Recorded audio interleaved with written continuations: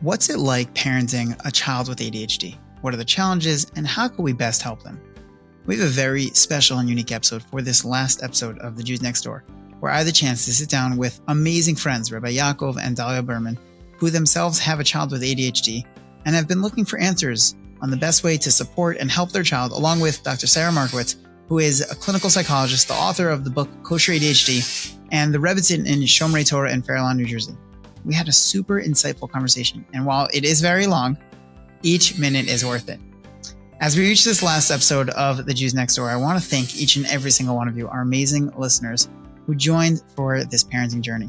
It has been such a pleasure to learn with you from all these amazing, amazing guests, and to learn from your questions you have asked as follow-ups on these episodes. And a special thank you to all of our guests. It really, each of you took so much time out of your busy schedules to really give us tremendous insights. I especially appreciate everyone who reached out to express, really kind messages, Hakara Satov for the podcast, wishes for Hatzlacha, and a request to continue doing something within this parenting realm.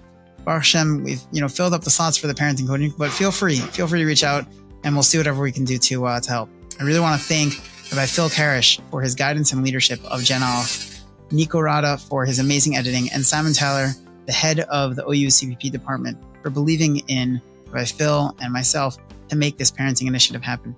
While I'm excited to give my full focus as I enter my second year of being a principal, I will miss learning from these conversations, and thank Hashem for giving me this tremendous bracha, this opportunity, and thank my wife for her tremendous support with literally every single thing I do. I wish you all tremendous hatzlacha in all of your parenting endeavors, and I invite you all to reach out for anything, any parenting help or anything at all. I'm just an email away at ear.menshel@gmail.com. Thank you again for being a listener and a supporter, and without further ado, enjoy the episode. Raising children in general is not easy. Throw in the desire to have passionate and committed Jews, now that's next level hard. My name is Rabbi Yaakov Brenman. As an educator, parent educator, and a parent of young children, I'm on the journey just like you to learn how we can best parent our children to take care of the whole child and each child, and to help guide them in their journey of their relationship with Hashem. With weekly episodes answering your biggest parenting questions, you will gain the best practices you need to raise your children the way you want, to raise the Jews next door.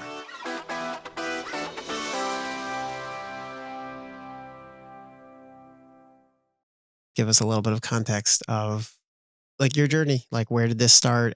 How old was your child? How old did you have other children? At what point did you realize this? Did you realize on your own? Did you find out from just give us a little bit of context. I think early on, it was by 1 year old, he was very, very active. He would never sit and play with toys. He's also our first child, so we didn't know what to expect. Yeah, everyone was like, boys are wild. Hey, running back and forth from the living room for literally hours, just running back and forth. Mm-hmm. Okay, he's a wild child. He likes to climb. He's a boy. He likes to climb anything. We literally have a picture of him. He was under 1 year old. The fridge was open. He climbed up half the fridge and was reaching for something on the top. So we knew that there was he's a wild boy. I think things started making us think was once we started putting him, into a daycare, and the first daycare he was at, they kept calling us this is a problem. He's climbing things, The second daycare we sent him was it was Israeli, he's a bandit, we started early intervention, and then at the age of close to 5, we were still in Queens, and I took him to shul, and he was, climbing all over shul.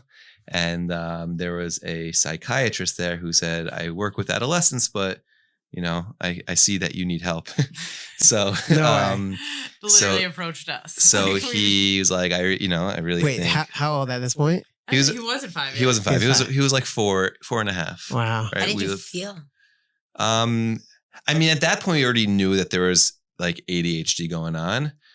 Just because but again, it's also really funny. No idea where to start. Did you even know what ADHD was? It's actually funny. I remember we used to pick him up from that Gone in Queens, and he would always be the one strapped in, and all the other kids were sitting nicely at a table. He was strapped into a booster on the floor because he wouldn't sit and eat. Why is he like that? We never really thought, but it was just all the kids were sitting nicely at a table, and our kid was the one strapped in. Wow. Wait, you were saying so at 5 So you're saying it was actually like some random stranger came up to you, but No, it was we're- helpful. It was four. He was four. very young. He was But four. he was like, I'm diagnosing him. And we started medicine like that Shabbos. Literally, he prescribed it and to we us. had someone over, and for whatever, for the Shabbos meal, and it was the first time he sat and played. Like sat down. We didn't know that like kids are able to sit. Like we've had Lego, like the big Legos. I remember that set of Legos that like did not get touched. All our toys were not touched. And I'm just like, don't kids play with toys? And like, no, until we had our second kid who like sat and played with toys. It was just like, oh my gosh, I didn't know kids are able to do that. Especially when it's your first. Right, exactly. Yeah. First, and everyone's When saying Your that. first, there's nothing to compare it to. Exactly. Which a lot of times you say, don't compare your kids, and sometimes you don't know norms, Right. So you just We had no norms, How yeah. would you know? Like you said before, There were no Right. you Also, said. we were like one of the first out of our friends to have a kid, so it wasn't like we had our friends' kids to compare to either. He's like one of the oldest out of our chavra, so it was like really like everyone like loved him. He's like, I mean, we all love him. He's just a fun like wild one. There's so many amazing qualities. Totally, 1,000%. Unless you want to sit. Right. Unless you want to sit Exactly. in school. Right. It's very difficult. And then what And at that kind of happened next? and what happened next? And also, like, how did you have other children after? Meaning, at what point? How? Yeah. So we had another kid, but she was a baby then, and then we sent him to. After like daycare, you start going to like a real preschool. So we signed him up to go. It was you could sign up for the summer before this preschool starts. So we started there, and like within the first week, they call us, are like, he cannot stay here without a full-time shadow. And we're like, what? Like it was like he was fine in that other daycare because it was like Israeli, like more hefker, and then like we were just like, oh my gosh, where do we go from here? So we pulled him. We were like, we don't want him in a place where it's like all negative. So we pulled him from there. We sent him to a regular day camp that was just more relaxed and a camp instead of it being like so serious that like you have to like sit and you can't explore. They're actually next to each other, and we would walk by it in the morning. He kind of knew that he wasn't going there anymore. He's like, that's the yucky one. So he had a great summer, and then we ended up We sending started public school, yeah. And when he was 3, it was 3. Yeah.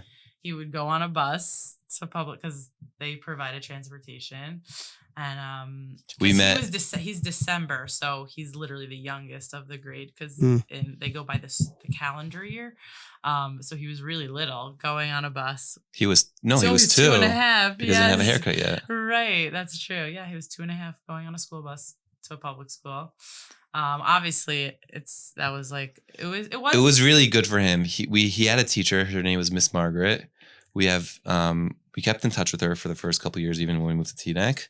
We hired her for in-house help at a certain point. Like she would come like 2 or 3 times a week. Wow. She would. I mean, we don't even really know if like she was educated, but she was great. Of course she was. She was a special ed teacher in a public school. Right. She had some sort of education, but she knew how to. She knew how to rigid, like you said before, like there's some rules, people who have, and right? she was able to follow through with it. Yeah, exactly. flexible, right? So she would come to her like flexible. she wasn't Jewish, so like she didn't charge Jewish prices, but she would come like 3 times a week for like literally and stay for like dinner 4 till 7 every night. Help us with our Wow. routine. She set up a routine for us. She set up a chart, like all of that, and she, you know what she taught us what it means that you can be serious and rigid with still being loving, because he loved her, and that was huge for us. It doesn't mean that you have to be mean if you're strict. It's more like firm and loving. and kids need that, and they thrive on that, and they want that, especially kids with ADHD. And that was also something we've learned from all the therapists, is like, you think that you're being mean to your kid by putting all these rules in place. And you think you're like, It actually helps them feel safe. It helps them feel safe. And I've experienced that with a bunch of my kids when they needed to learn how to react to certain situations, and you have to teach them. And it does. It feels like you're being mean. It feels like they're crying and you want to just give them a hug, but you need to stick with your firmness and consistency and rigidness. And then they, at the end of the day, when they realize, like when they learn their new behavior, they're so much more happier person. So she taught us that. Right. He loved her. We all loved her. And she, I remember the first day we walked into that classroom to just like check out the school. he like started running towards the door to leave, and like that's dangerous. Like like you can't just leave a classroom. And she went up to him and said, she put the stick on the floor. She said, "Do you see this stick? You are not allowed to pass it." And like he was just like, okay. Like and he's like, all right. And he never passed that stick without her permission again. Like that's what kids need. That they need that clear cut, serious rules in order to thrive. Yeah. Well, yeah. You said so many brilliant things that I just want to highlight how valuable they are, and maybe a few points about it. First, the fact that you said, okay, so we went to the fit of the daycare, that you're like, why should he feel a certain way if he could be in a certain space and thrive, and it's okay to be there and they know how to handle it, right? As opposed to being in a certain place and being told you're not doing well and you need like extra special help. So just one, noticing that the fit could matter, but then you said something that's confusing, because then you said, and I think that actually both are true, so don't worry about it. Everyone's listening. Yeah.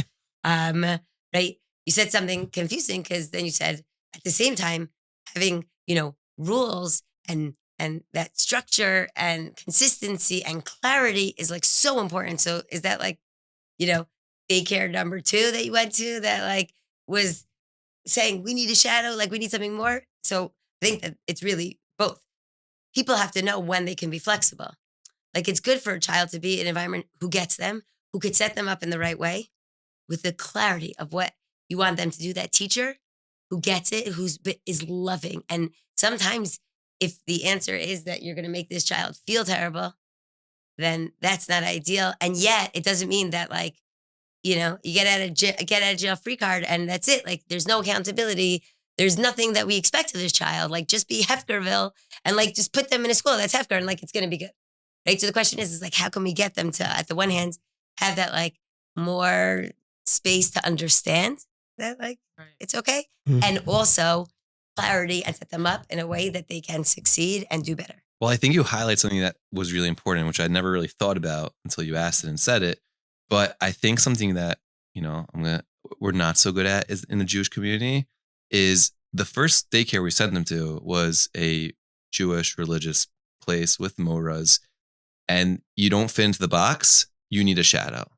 And while I'm sure that place was just as structured with rules and settings as Miss Margaret was in the public school, but there's the expectation of this is what we do here. And this is what the kid should be acting like. And I'm not really going to go out of my comfort zone to help the child. If he doesn't fit in, like get him a shadow or leave, right.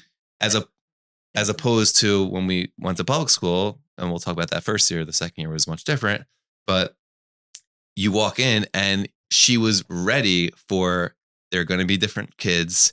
We have to be flexible, and I'm going to do what I can to get each kid to do their best.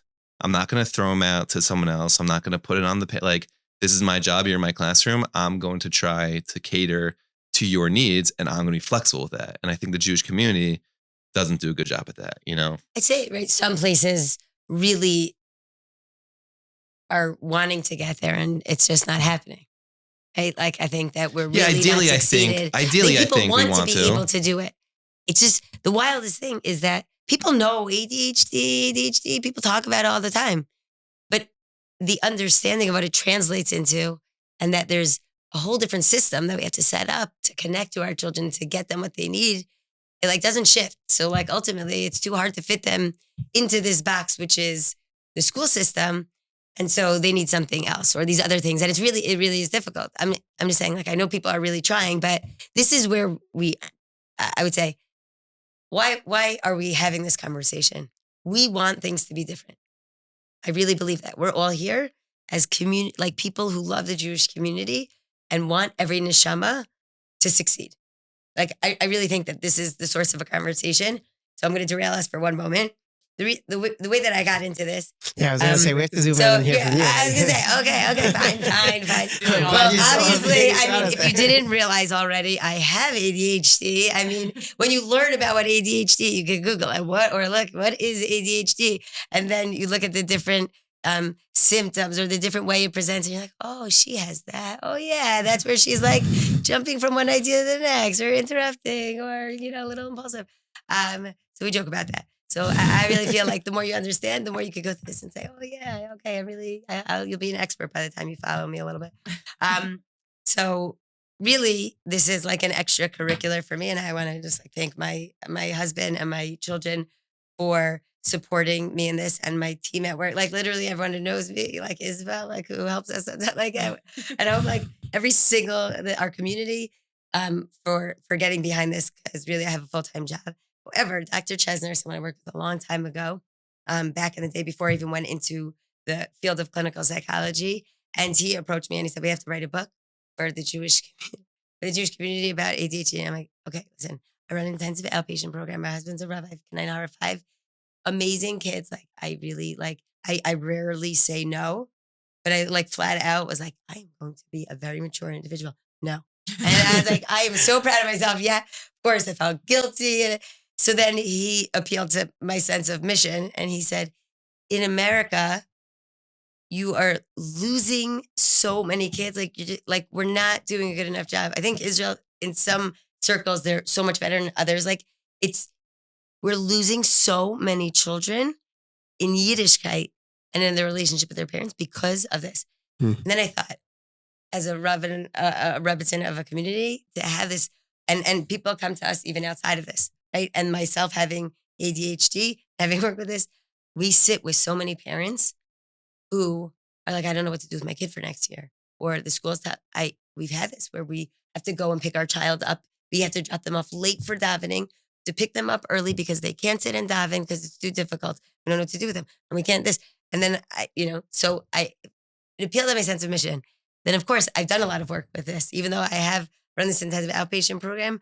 I did a lot of groups for women with adult ADHD. I think that, which is like a very big piece, that when we collaborated on the book, I said, you cannot write a book about ADHD without recognizing that, and speak to parents without recognizing that it is highly genetic. And when you're trying to recommend, please be consistent and firm and follow through, and you're like I know myself, I'm like, I can't even do those things. I'm asking these people to me, it just, and as Dr. Schechter had used to say, we have to prepare, interventions and help for people that are actually real.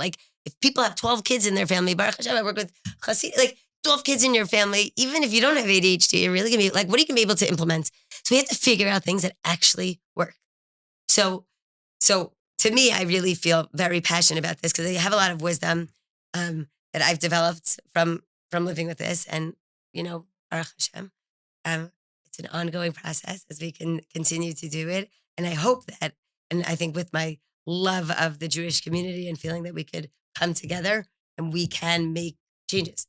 And that's why I'm doing it. So, my back hurts a little bit more. It's a little bit extra, Baruch Hashem, but it's very well worth it. If one person tells me that it was meaningful and that their relationship with their child could be different and that they themselves can be compassionate with themselves and it makes their child's experience of Shabbos better, then it's worth it. And thank God the book has been so well received. Really, I didn't know so many people read. It's okay. Or at least at the intention. I say to a lot of people, I joke, I say, this is not for people who have ADHD. So but at the end of each part, if we had more time, we would have done it even more so. But Dr. Chesner kept saying, and it's such a helpful thing for myself with ADHD, just get it done. Just get it out there and we'll fix it for the second edition. That was such a helpful thought. Right. A lot of things, times we want it to be the right thing, and so get it out there, the idea into the world. We'll make it better next time. Just get it out there. And so, with God's help, I really believe that we are going to come together because it's true. It's the amount of tears, the amount of pain that people live with because of this. It's crazy. I mean, it's really, we have a lot of pain in the world. To continue to add to this it's not helpful. So if there's what we can do, then let's at least do it together. 100%. Just want to touch upon one thing you said, which really resonates with me, is that we're losing kids. Who are the kids that? Why are the kids on streets and doing whatever they're doing because they don't fit in the school. Why can't we figure out a system? Like, you know what? Schools are amazing for in the box kids. Yeah. And it's amazing. You know, if your child could sit and learn and do all those things, it's amazing. But why can't we figure out a system for out of the box kids? And if those are the kids we're losing, then we better start figuring out how to fix that. And, you know, there are times in my life where I'm like, I'm ready. I'm starting a school. And I'm like, okay, but where do I turn for that? Who will give me money to build a school, and what teachers are going to teach, you know, only ADHD kids? But there needs to be some place where kids could feel that they're not out of the box. And they don't have to feel like I'm going to a specialized school for kids who are like this, right? Because these are the kids, like, if you can get them through childhood unscathed, a lot of them will be the biggest contributors to the school, right? Like, true. but only if they're not broken. We don't hear about all the broken ones, right? Because they're broken, right? And they're not saying, and a lot of times if they didn't have a diagnosis when they're younger, they're just thinking like, I'm just a broken person who doesn't know how to handle a lot of things, and my behaviors are really problematic, and they feel depressed and anxious, right? But like, if we can catch it sooner, like, we're gonna be able to change things, because it's just a different disposition. Right. Like, again, I would say to any of you guys, I'm not like accountant. I'm not made to be an accountant. If like you ask me to sit, period, like I'm even like shuckling in my chair, you know what I'm saying? Like, special accommodations, even my Shabbos table. My husband like jokes. Everyone's like, well, where do you sit? Where does the Robinson sit? I'm like, in a few places. I sit in a few places. I'm here, I'm there, I'm moving. Thank God I can like get up and move, and you know, like Baruch Hashem. But if I didn't have teachers who appreciated that, like I play basketball. If I was in like a different school and you didn't play basketball, like I would be done. I would probably make comments that people thought were chutzpah. Might still. I really try not to, like on purpose. Like I'm saying, right? Like there's just so many layers. So how do we help these kids without labeling them as like, you know, nevach, what's wrong with you? Like it's a different way, and they need more. But you're saying, how do we do this? Because there is wisdom. This is a call to all the parents who are passionate out there and the teachers. And I think that schools have been thinking about what is the best way, right? What's the best model? Is the best model to have a special, like a school that's just for kids who are like this? Or is there a way for them to be integrated into the school system? What is the most parsimonious way? What's the best resources? But we're going to come together and figure it out. And we had like Hasidim over for Shabbos, and there was a couple who they were telling us about, I forgot the name of this place, of like this amazing school system that helped kids, like inner city kids.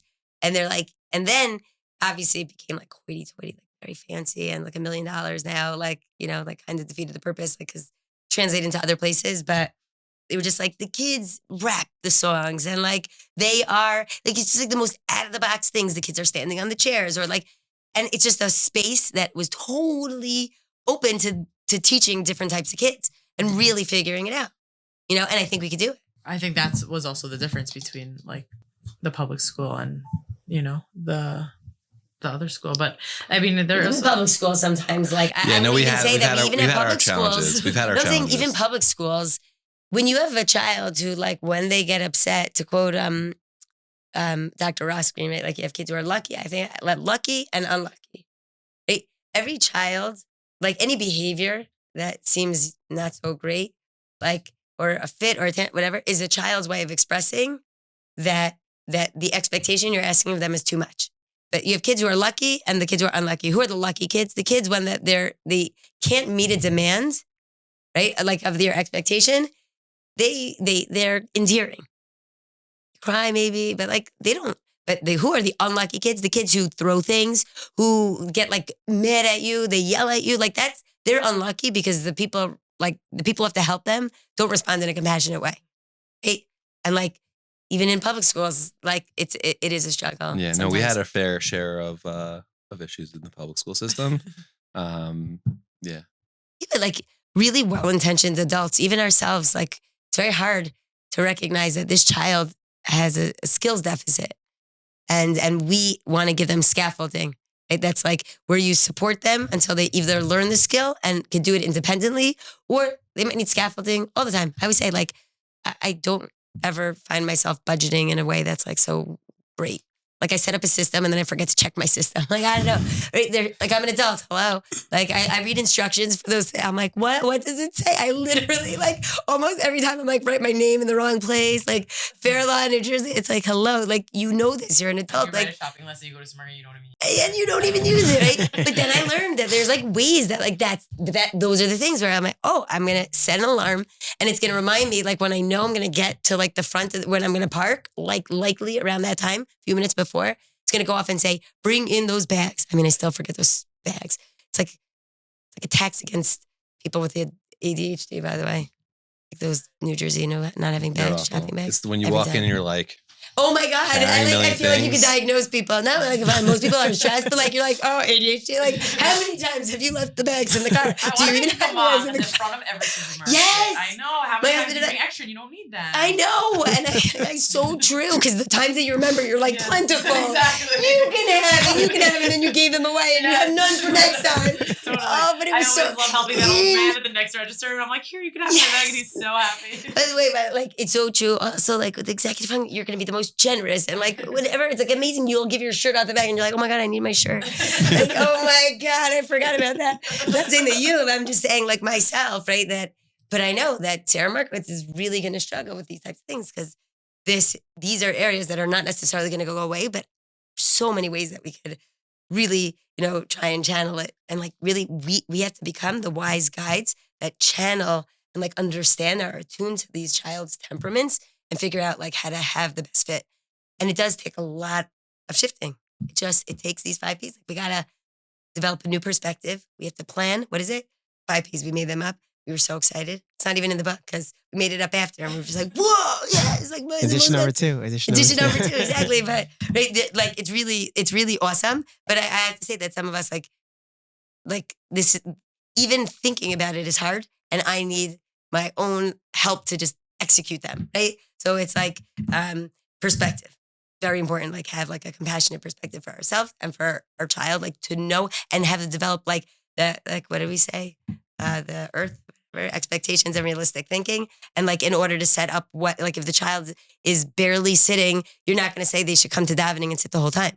But if like they're barely sitting and you're like, okay, what can they handle in davening? And then you, as you said before, be very clear and explicit and have the most measurable things that they could do, right? Then these are the ways, like that's how you're going to like have the perspective. And then you have to plan, which again, if you're an adult who doesn't like planning, like I would say dinner again, so predictable. Every night is dinner. Oh my God, it's so hard to plan. So you have to planning, or I would say get like your chizuk from other people. Then I'm like really, really killing it tonight with these acronyms. These are the new ones. I don't really know the new ones. Like I know the old ones, right? No, with the P, perform, right? You have to practice, like, and perform it and give them like feedback and like help them do it. And then you actually like just practice and like you actually like just do it. And then you praise. You got to praise the heck out of them and be very specific in your praise, right? Like I asked you to do this and you were able to do it. And you know what? You think just because they're able to do it, so I expect them to be able to do this. And this is IDF. And I love it because I work with Satmar Chassidim and they're like, IDF, it's a little tense for a minute. And I'm like, don't worry. Intensity, duration, and frequency. My father taught me that. And we measure progress based on IDF. Intensity, duration, frequency. If a child is throwing a fit every single day, a lot of times, right? Like how intense is that fit? How long does it last? How frequent is it? And then you start to notice, okay, like, because usually you don't think like, they have less fits. Like, whoa, you don't say that. But if you don't notice progress, like it's so hard for them. Again, this is like saying that it's someone who's in rehab, not the same as, but like, and they literally, like, they're not going to be able to take a lot of walks. You got to notice what everything, if you don't change your perspective to recognize what they're really up to, you're not going to praise them accordingly. And you're not going to praise yourselves accordingly. Like, yes, we made it through one day and I did not flip out. Like, again, how often are you flipping out? If you're never flipping out, like you're giving yourself a lot of credit for like, a really calm, temperamental, like very chill person. But if you are having a hard time on a daily basis and then you're getting better, you should notice that about yourself. Because our brains, a child with ADHD, they work better with praise. They don't respond to punishment. It's a whole different share. You can learn about like the mechanics of that, but it really is shown to be true. And again, think about it. A task for a child with ADHD, the fMRI, it's in the book, but like it says that it's for a person, it could be like the weight of like a 10-fold of something, and it's 100-fold with someone with ADHD. To do a task like making dinner for someone with ADHD is 100 times harder than the 10-time amount for someone who doesn't have it. Like, so you should say, whoa, that was amazing. You lost 5 pounds. You did dinner. Woohoo. Like, it's the same. You know what I mean? And like, I think if we don't have that perspective, we're really going to miss the boat. So how do we, I mean, you probably could speak to this more than I can, but I'm just curious, like, how would a parent explain that to their other children? Or how do they help their children to be able to see why I'm treating this child a little differently, or I'm not? Have it all the time. Yeah, we have that all the time. We're like, one kid is like, but I just did that also. Why are you going like so excited that it's like, wow, you put your shoes like on, and the other one's like, I put my shoes there every day. Why are you like so excited that they're doing it? I didn't get that praise, Or like, but I didn't do that today, right? And like, yeah, like, of course you didn't like run and hit someone, It's like, that's hard. That it is very hard. And I think that, like, you said as a Rebbe that this tools that we use for children with ADHD or whatever we want to call it, you want to call it ADHD, whatever, are going to be helpful for everybody. You're right. You're not going to say you put your shoes away, but you're going to say, wow, like like something was done that was so something that would be annoying to you, and like you didn't say anything. Right. That's incredible. Like, wow, like you use like the Sistapkas or whatever you want to say. Like, that is really incredible. The gvura that you had, like Yitzchak Avinu. I mean, that's incredible. I would totally, at a different moment, like when I was younger, I probably wouldn't be as mature as you. That's amazing. Right. But We you're said like, really? to You our do that every time? kids, like, when we try to explain what's going on, we say like, something that's hard for this one is hard for you, but you know what? Something that's hard for you might not be hard for him. So we're going to try to. Which, in a certain way, for children, you want to give them a compliment and praise what's appropriate for them, and that's going to mean the most to them. But sometimes it's really hard for a child when they're feeling like, but why didn't I get like? Right. I want like children want the praise from their parents, right? So so how do you like? Right. And it's going to be heightened and so much more frequent when you're dealing with a child with ADHD you're going to be dealing with so much more. Right. I mean, again, so I think that, you think about quality and quantity, right? That with your other children, you want to make, yes, this child might take a lot of your attention, and you want to make as much time to hype them up, figure out what it is that's special to them. And again, this requires planning. And when you have a child with ADHD or whatever it is that requires a lot, you're tired. Even if you were amazing at planning, you don't have the energy and time. But you want to really take that time and space with somebody, with your spouse or with someone else, and say, what do each of my kids like really, what are they up to? What's their, zone of proximal development? That's like fancy love, Vygotsky, right? I don't know, you know that, right? Like, what are they up to? What's a little bit above like their range? And like, let's say that's incredible. And a lot of these things you want to use for everyone. You have like toys in your closet. My husband's so good at this. He gets like tons of toys when they're on sale and he keeps them in their closet. That takes a lot of advanced planning, BCW. Oh my gosh. I would give them away, by the way, the first day. I'm like, oh, everybody, here you go. And I'm like, oh my God. I'm so bad at this. But like, again, right? Like I remind myself, like I'm compassionate with myself. The more I'm compassionate, the better I get at these things. Like I really do. Like a lot of it. But again, sometimes you need outside help. And like to remind you, like I need someone else to say like, or to take these kids out and say, you deserve this. It's been so much. Like, I know it's a lot. And then you could say each of our children are different. And this is really a lot for them. And you wouldn't want necessarily to like have to go with this, but like, how can we really, and the more that you model like the appreciation and love for each of them, they'll see that. And they'll see this mutual respect with like the rest of them and also validate it. Right. Like, yeah, man, it's so hard. It's hard for him or her. It's hard for you. And it's hard for us. It's hard, man. No, it's hard. I think you got to be human. Something what we try to do at home, which is a lot what you're speaking about. I don't think it had to do necessarily. First of all, there's a lot of things we've done. We always like the number one question is like, should we be doing this with all of our kids? And the answer is always yes. Like we did something called PCIT for a while with 2 of our kids. And what's PCIT? So the core tenets is like, what's it called? Parent-child interaction training. Yeah. So people want to look interactions. What does he call it? I thought interaction. Yeah, that's what I said. Oh. Can you explain what it is for those who don't really like know what it is? So we actually did it with one of our children who isn't officially diagnosed with ADHD and was going through challenges in the classroom. I mean, we thought that it was leading to there. We were getting constant feedback from the school that he needed a full-time shadow, and we did end up getting him a shadow. And by the way, just as a side point, like ADHD could look completely different for every single person, every single child. So the ADHD that one of our children was experiencing was completely different than what the other one was experiencing. So we got him the shadow, and at the same time we were we were friendly with someone who was working in this field of PCIT, and says the research there's a lot of research there, and it's highly effective.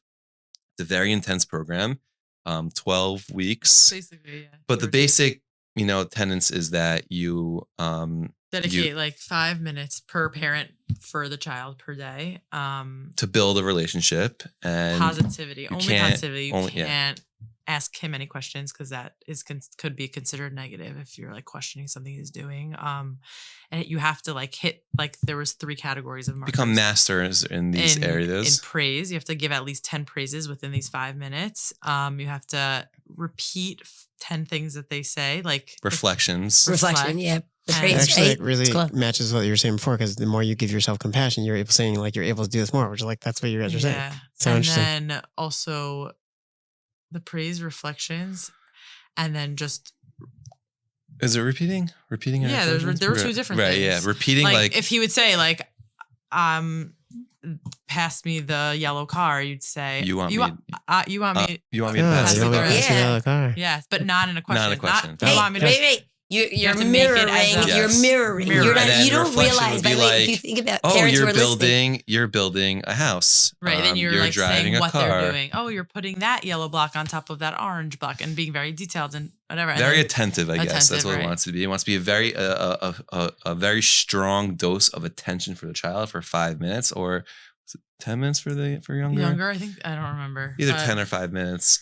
And then after a couple of weeks of that, once you master it, then you're able to start giving it commands and asking for something back in return. And once you built up that level of relationship, and then it teaches them how to respond to your. And there's consequences when they don't. You Yeah. wait a couple of seconds, then they go to a timeout chair. If they don't they go to a timeout room. And you Which have to again, we were discussing this before, how like children need this. It's not a mean thing to do a consequence. It's not a mean thing to put them in timeout, even though it's hard to watch and it's hard to like experience it, especially the first few times when like you have to stick through it. You can't just say like, okay, fine, just come out, like you're sitting there, you're making them suffer, it feels like. But the cool thing with PCIT was that the therapist was on Zoom through your AirPods. So you're hearing the therapist like in your ear, like, just, I know it's hard to watch. Just keep a straight face. Don't respond. Ignore the comments, whatever. But teaching them that, like, the structure of what it means when an adult or a parent asks you to do something, and then this is the response you have to do, or else there's a consequence. And it really did 100% taught him. And he didn't need a shadow the next year. Now he's doing Baruch Hashem great. Amazing. Wow, that is amazing. But I think 2 really important things of that is like, yes, you should be doing this with all your children. You should be devoting. It doesn't need to be 5-10 minutes time to dedicate to giving your children quality and time. attention. Quality. And Because what's if you important think about quantity, you're like, It's in the world we impossible. live in, it's like, oh It's my gosh. impossible. And if you have like 12 kids, yeah. But even 5 minutes. Even is- 5, and they don't love it, but they appreciate it. Why can't I have more time? Oh, but they appreciate that you're devoting time to them, like playing a quick game of horse. It takes 5 minutes if you're good to be your kid. No, but if you think about when people are overwhelmed, and it's hard to even take 5 minutes. Right. And it also feels like 5 minutes. What's 5 minutes going to do? These are highlighting, like, all of this is highlighting tremendous principles. If we think about this as so overwhelming, people are going to be like, where do I start? Just like, start just like 5 minutes or 5 minutes. It's like Rabbi Akiva. You're dropping the bucket. A drop in the bucket. If every time you saw a drop in the bucket and you thought like, ugh, drop in the bucket, like nothing, it's quicksand. But if you see a drop in the bucket, like, whoa, a drop in the bucket, and you focus on the drop and at the large bucket that needs to be filled, it's manageable. Right. Also, I want to make it clear we do not do this every single night for the past, like we try to Disclaimer, do it. we're all human. Right. No, I don't want people thinking that like we're the perfect, parents and we do this every single night. But another important thing I just wanted to raise before we move on to something else, is that what PCIT really pushed before you could give those commands and before you can start demanding the things from your children and then putting them time out is you needed to master that first part of the quality time, the 5 minutes, the praise, the positivity, zero negativity. It was really hard for which us. is so not, which I'm saying is just so not natural. Do you think that giving a negative consequence from the start is going to change behavior? And the research is just, it's just not true. Doesn't. It actually, and with kids with ADHD, it really doesn't. Right. Like actually praise works so much better to build them up than negative consequences. More so than with. Yes. Why? Just the way that the brain chemistry works. Like they're not as responsive to punishment. Positive. There's a lot in terms of like time, like in terms of consequences of learning, like their brain doesn't hold time. So I can't learn as much from the past. So you need to set them up to be ready to have be motivated in the moment to praise them. That is like giving them fuel, but they don't learn from last time because their brain doesn't hold on to it. Wow. So because of that, but why does their brain hold on to it when it's coming with a positive? Because in the moment, it's coming. It's like people I have a paycheck. So I know I'm going to get a paycheck. But other people, I always say, when I have to do my notes, I need to say when you do your notes, you can text your friend. I was going to text my friend anyway. But I put it after because to get me motivated, because my brain otherwise is not going to want to do something that's difficult. So praise, I mean, every kid does well with, really, these are tools for every child. Wants to be good. Every single child, right, does well with praise. But for these kids, it is the fuel. The fuel it doesn't work in the same way. And again, this is true of everyone. But again, you could get away with less. We're not saying that you should, you know what I'm saying? But we're saying that in the absence of praise and setting them up in a certain way, likely they won't just be motivated and just get it done. I actually have a funny story of when we were going through the process of PCIT with him. We were at the park and he went over and I think if he bit another kid or threw mulch at another kid, and the mother came up to me and was like, your son just did that to my son. And I knew about it, but I just had to ignore it because during PCIT, you ignore negative behavior. You don't comment on it because again, and mother was probably yo. Yeah. And I was I just said to her, I'm working on it. There's nothing. I'm not gonna put my kid in timeout right now. I'm not. Response, I think she walked away rolling her eyes at me, thinking I'm the worst parent ever. But that's so impressive. I can understand why another parent would be like, "Hello," but at the same time, if we can just take a step back and realize, wow, talk about to you that know that's what you need to be doing. But I think that's also a good point to raise about people with when you're looking at other parents and how they're parenting their children judgmental with ADHD and with any impulsive behaviors and thinking that that parent isn't doing a good job or that parent doesn't know how to parent. I think we shouldn't be judgmental and I think non-judgmental is, if you take one thing away, that's non-judgmental doesn't mean we don't evaluate. It's automatic to really practice, to be able to notice and understand, we don't know what's going on. Everyone wants to do the best. If a kid is anxious, it will be hard for them to get out. And it will be, right? And everyone, no parent is doing a bad job on purpose. Right. And what is judging them help? Everyone wants their kids to succeed. Yeah. And what is rolling our eyes and making them feel bad? And then we perceive it. And a lot of times we then perceive people are judging us because we're so judgmental of other people. Right. You know what I'm just saying? We're just all For stuck in this. And I just always remember that. I'm I'm really sorry. I'm not going to do anything about it right now, but I'm working on it, In terms of judging other people and parents, I think that, I like to, you think of Donald Cops, give them, we think of oh, the person walked into McDonald's. Maybe they went to they go to the bathroom, I like to think of a Hasidic story of where there are 3 levels to this, which is, I think they say Reb Zusha wasn't able to see the bad. So someone was doing something bad and he didn't process it. And it was judging, there was no judgment because he didn't process it, which is a very high madriga. Rabbi Levi Yitzchak was able to see something bad and put a great spin on it. Oh, you're smoking on Shabbos, and you're going to say you are, look how emistic you are. But they say the Baal Shem Tov was the most impressive, which was he saw the bad and loved you anyway. I think in terms of parenting and seeing other parents, and this is what we're talking about, is this is how they parent. And that's not how I parent. And maybe that's how I view it as wrong is okay. I'm fine. Like I'm fine with them. I'm not going to judge. Like I don't think that they're wrong. They're bad. This is what they do, and then like leave it like that. I think that the fact that you said that you're really working on it and you're so sorry and you're going to work and whatever it is. And like, I think as communities, even in shul, like, let's do what we can to help support everyone in doing this. But like, you're growth oriented. A lot of parents are so ashamed. They deny that they're like, that anything's going to happen. At least like it's safer for people to know, like we're all working on it. And if I didn't feel so ashamed, I would get the help that I needed. Right? Like I don't have to be ashamed because this child, like if a child needs something and I'm not able to give it, like, let's learn. We're learners in so many areas of our life. You go to shiurim, like, let's just learn what are the best ways to do these things. You had someone in your ear.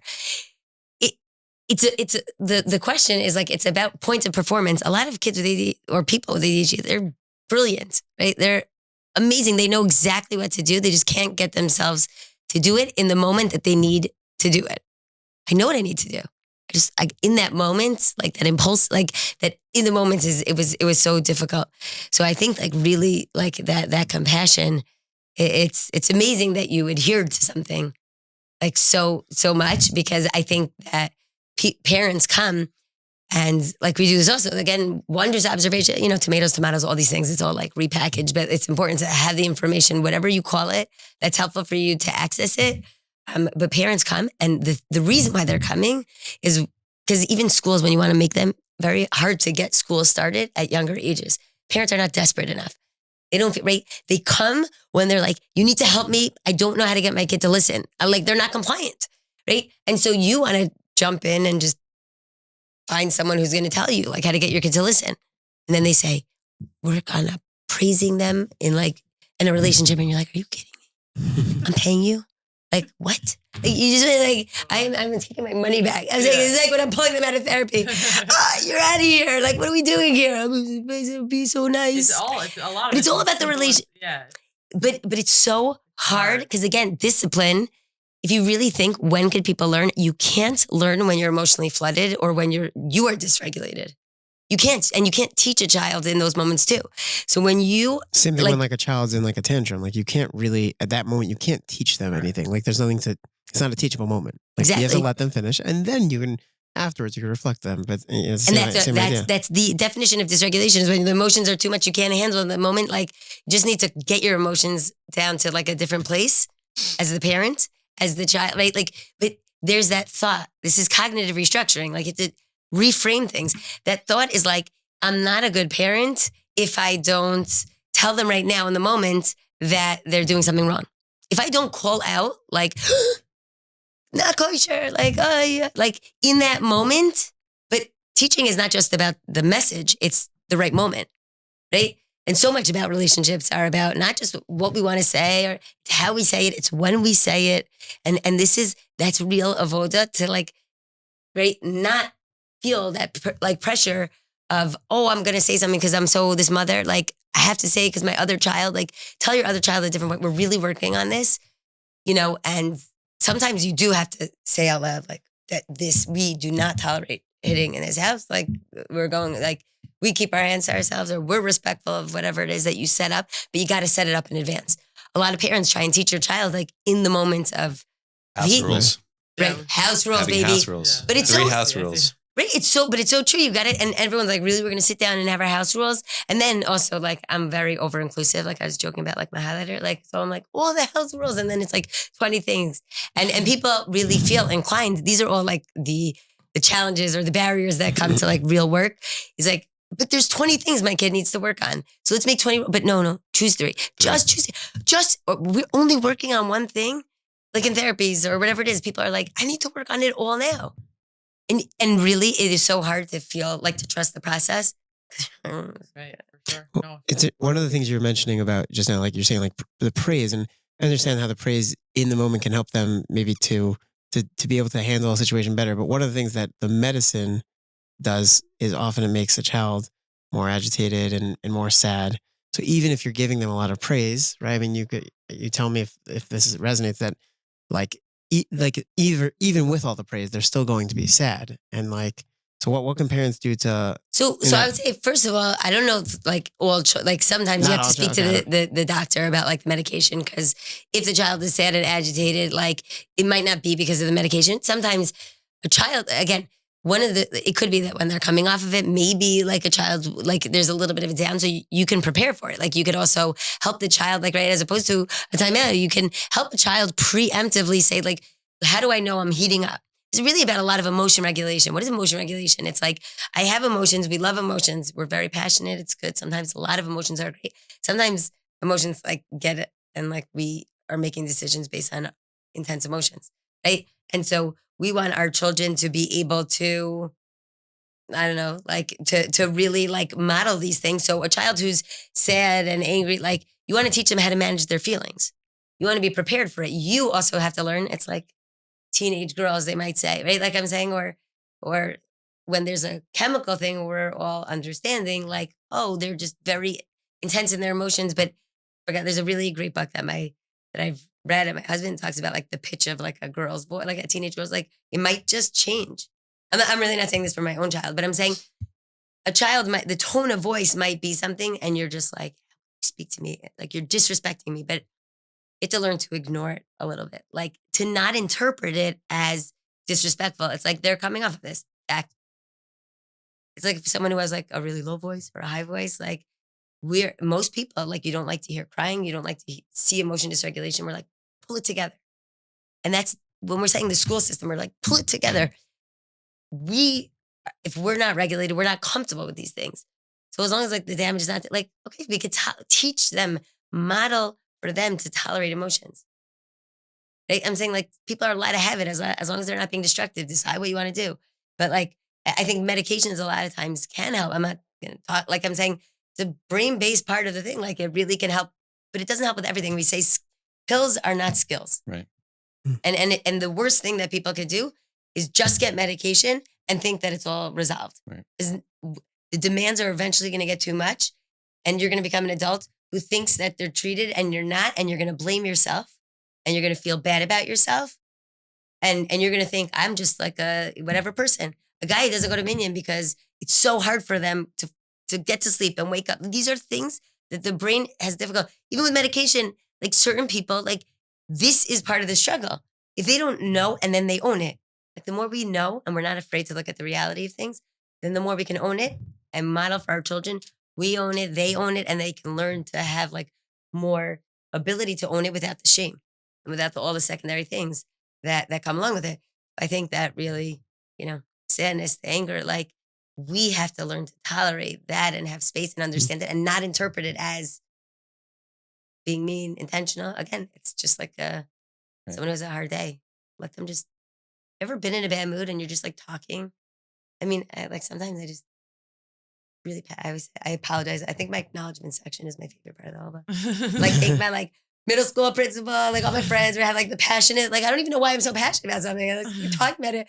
He's like, whoa, you're so whatever. I'm like, actually, that's just how I talk sometimes. Like, please don't take offense. Like, hang up the phone early. It's not intentional. Like, I have to work on it. But if you don't know me, you're like, that's so disrespectful. Like, what a, like, the last minute invitation? Oh, crumb. Like, I'm an after, like, you invited me on Wednesday? Like, I'm an afterthought. I said, Rebbitzin, forget about it. Never fun. Like, anybody, like, who thinks you're an afterthought? But it's really hard for me. Right? You're not an afterthought. I just started planning. Like, Right.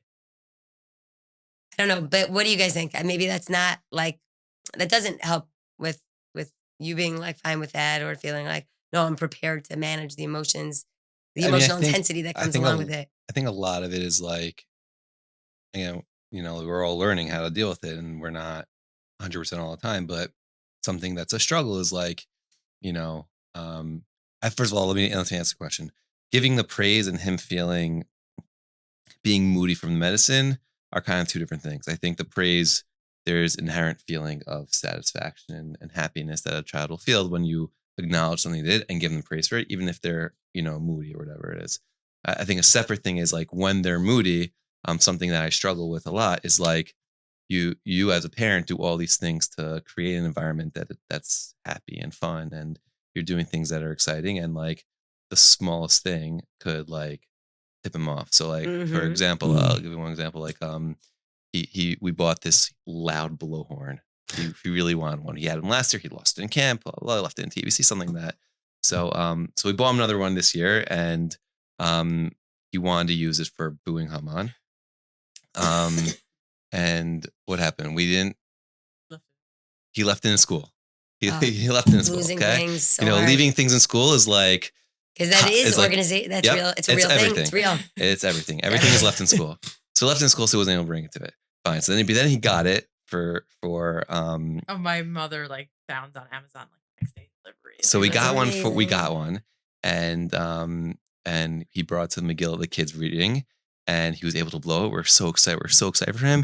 He was like, "There's kids reading. There's only 4 Hamans." Like, so he was like super upset, and like that set off like those next like hour of him being like in a bad mood. So like you try to create these environments, or like you take him to a an arcade or whatever, and they don't win the thing, and like that, like you're So trying. imagine for next That's time. also with like deeply feeling kids. I mean, like I feel like that but that is a midah of a deeply emotion, right? Yeah. It's an extra sensitivity. right.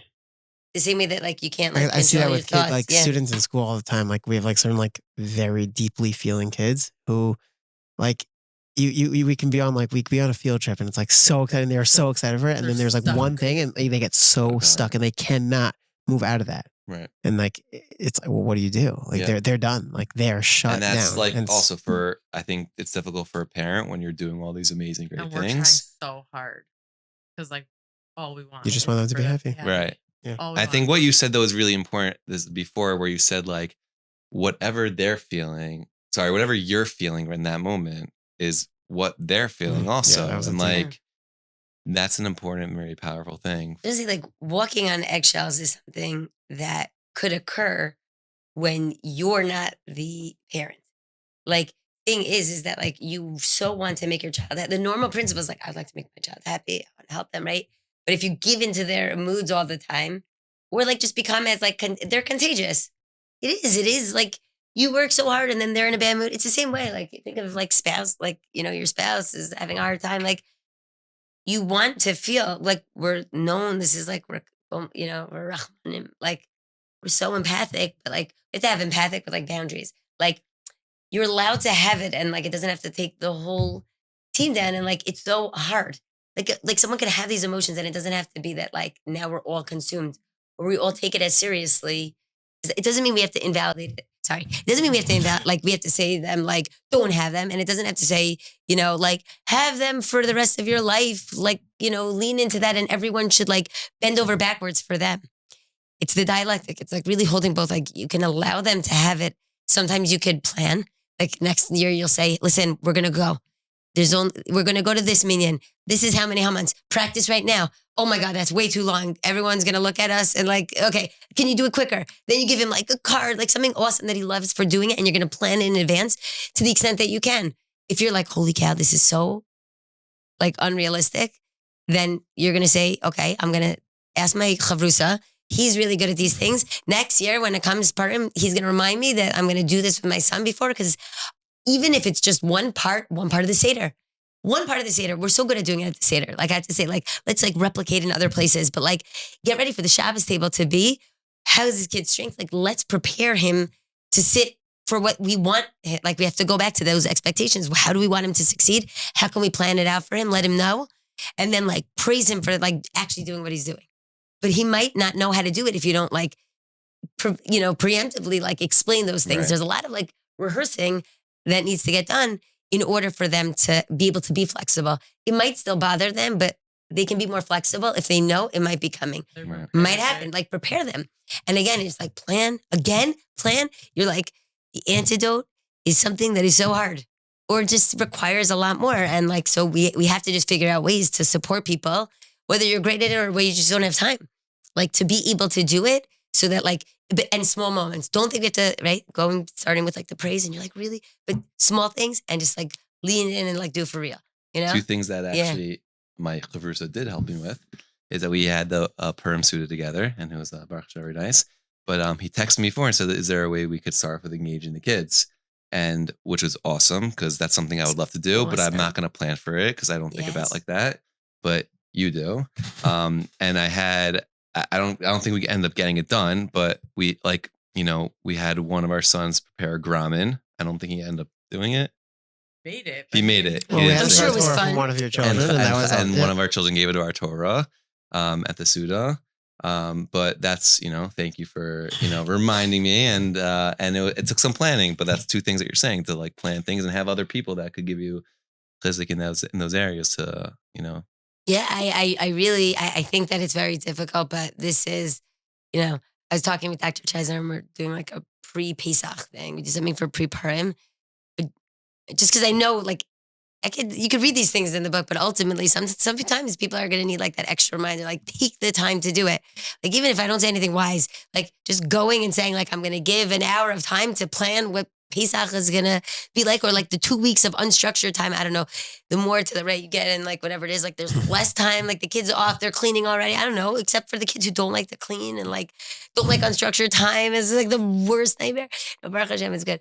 But I'm saying like, whatever it is, but like, I'm just saying that all of these things that like, this is the most beautiful way of capturing it, because again, like you're going to say, oh my God, my chavrusa, he's so inspiring. He's amazing. You give him that. Like a lot of times we feel like there's a lot of currency. He's my Rebbe on Shabbos. He's a Rebbe, like exactly. But I'm saying, I'm just saying Shabbos, that like, that's part of the beauty of like, you have like the 12 Shvatim. Everyone has their different thing. Everyone loves like Yisachar Zavulun. Like it works out, you know what I'm saying? Like executive functioning, you have Yisachar Zavulun. You just got to figure out like, get your people, do it. We could do it. Like, it's okay. No shame. Like, I'm not going to be the person who's going to think about it, and I'm probably not going to be the person who even reads the text from the person who thinks about it or whatever. Parenting in general, it leads to a lot of burnout, but like even more so when you're dealing with a child who just needs more. You're going to lose your patience more either with that child, or you're going to lose the patience. I mean, you tell me guys, but you're going to lose patience either with that child or with your other children. So, what advice, Dr. Markowitz, would you offer to parents in this area? First of all, every parent should just say to themselves that it's incredible that they're even asking this question. Because the greatest gift that you can give your child, and especially a child that has a lot of needs, is that you continue to show up. And so first and foremost, I would say that it really is difficult to be able to validate that it is extremely challenging. That there's certain kids who have just different brain dispositions, and it can be difficult to figure out what they really need. To really be attuned to each of our children is a lot, and especially when there's a child who requires a different set of rules, even though rules can be very meaningful. We could get to that at a different point. And so I think just to really recognize the tremendous challenge and zchus that it can be, but that it's a lot. Because if you don't realize how much it really is, the expectation that one day it's just going to like be better is going to be very devastating and add a layer of frustration and pain. And to really and to really you and everyone else that is out there, we can do this together. And that's where the Jewish community is hopefully going to come together to support each other so that we can do a really good job. And I would add that any child who is struggling and has a lot of needs, it's painful for them. And if they could do better, they would do better. And so this is not intentional. We are here to figure out what are the needs of children who are out of the box in this type of way when it comes to executive functioning, when it comes to having a brain-based disposition that makes it harder for them to have self-control, harder for them to focus and be as excited and not as bored in certain situations. Right? And the list goes on. So I really hope that we can together be mechazik each other and recognize the weight of this, and also that we can do it with a lot of effort. Does that like resonate with you guys? Is that like, meaning does like that chizuk like feel like okay, or like it's more like but like let's talk like tachlis like? No, I definitely I always appreciate the like understanding that like it happens, and like there's that you have to like be okay with when you lose your patience, and you have to know that it's okay that like every kids are different and that some kids need more than others. And something that you said, actually, I was thinking about was that like we've been dealing with all different types of therapists and helpers for years now, and we've gained a lot of experience and knowledge. But one thing that we learned is that if there's something that is difficult for your child that keeps happening every day, let's say like you have a kid who like always takes snack. Like we had this problem for a while where like there was always like taking snacks after he went to sleep. Like in the morning, we'd just find like empty bags of snacks everywhere. Happens, right? Yeah. And we'd be like, you're not allowed to take snacks for nights and nights. You're not allowed to go to the pantry after bed. Like you have to stay in bed. And then like there's a therapist who said like whenever there's a situation like that, you have to eliminate that scenario for him. Like it's not something that he's trying to do something bad. He's just doing it because it's there. But like, and that goes in more things. If there's a toy you don't want him to play with unless it's a specific time or day, you can't just leave that toy out. You have to remove that from so there are a lot of situations where I think it's very important for kids that aren't able to control their impulses like others, that you can make a better scenario for them and like change the situation around them so that they're able to succeed. Because like you said, like all children do want to succeed, and it's not that they're trying to do something wrong. It's that they just really can't control themselves. So like as the adults in the room or in the house or in the classroom, like taking away that from the scenario really helps them succeed. So what you just said requires so much effort. Right. It's incredible. Like, I hope you can say like, wow, you've been searching for a long time. You've gone to multiple people and different specialists to try and get help. And you're saying, and still it is a process. So like, I think to that first point, that to recognize that it's a really difficult process. And even when you're going to be doing it and do like taking care of these needs, it's pretty effortful. That you have to figure out what beforehand. And that requires more thinking, more reflective space, and the ability to really understand, what is my child struggling with? Do they have the skills to be able to do what it is that I'm asking them? And if not, how do I get them to be able to succeed in what I'm asking them? Right. To continue to ask someone, it's like the example that I use. I guess my father is a plumbing contractor, so this is the one I use, because I don't even know how to like fix anything in my house at all. So okay, and my husband and I, we're good at other things that I like to say.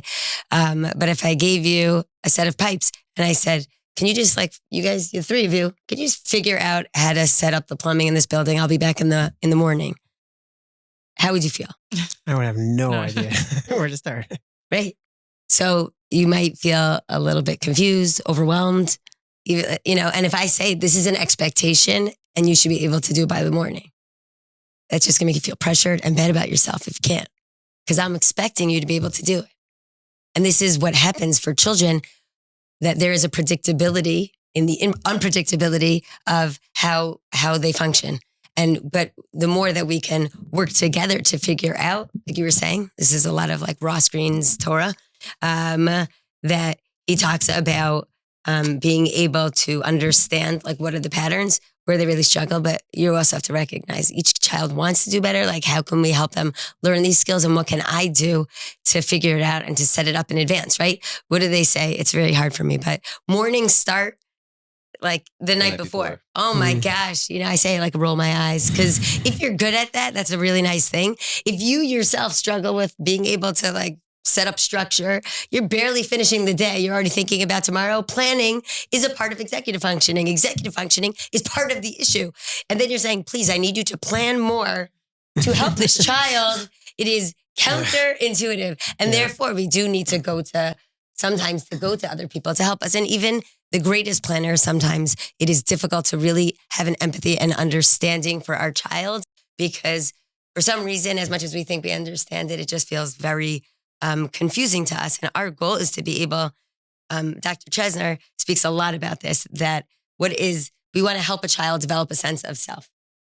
And that happens in 3 stages of interactions that is very much stunted with a child who has issues with executive functioning, which is, I was going to say read the book, just because I don't have time to go into all of the executive functions, initiation and planning and follow through and holding on to working memory, right? If you tell a child, get your books and your clothes and prepare food, like you say, go brush your teeth. Now, don't forget to say Modani. Like, the first thing that you say gets erased by the second thing you say, by the third thing you say, and you're expecting them to do this and like boom, boom, right? It's just, it's so many things. So what happens? This child requires so much effort. So instead of being able to develop a sense of self that Kohut like speaks about, he's one of these psychologists, speaks about that you have the sense of wonder and the child is able to really start to develop like, wow, like, wow, these kids are so cute, right? But you have a child who's like running around and you're always like, don't do that. Oh my God, you're going to break this. You're going to hit your sister. You're going to hit your brother. Like, stop crying so much. Like all these things. When you finally sit down, you're not thinking, oh my God, that is so amazing that, you did not like break any of these things right now. Like you're not saying that because you're exhausted. So the first stage is already something that is harder to even develop.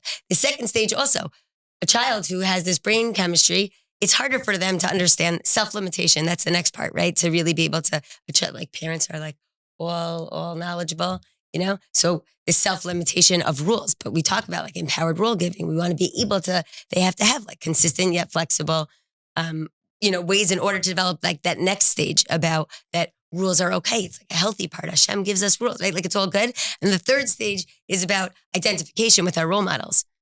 And then we internalize this. But if you are shmata, then they don't want to like, I don't want to be like that shmata. You know what I mean? But to parent a child with ADHD, you're going to feel like a shmata.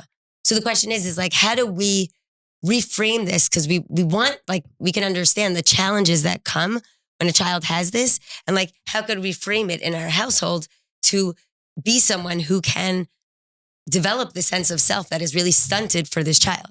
How can we see them in a way that isn't, that is expecting them to do things that the same way their siblings are doing it? You're saying like, how can we not let everything we're dealing with them cloud the way that we look at them? You're saying, or to have different expectations? Well, I think I think something that what I'm picking up from what you just said, and it's 3 points that I really do want to talk about is I read somewhere that parenting is very unnatural. To love your children is very natural, but the how to like actually parent is something unnatural. And the muscle you gave about the pipes thing. So while that's 100% true for a child with ADHD or any child for that matter, I think all the more so with a parent in general. We're thrown into the world. We have no training, other than watching our parents.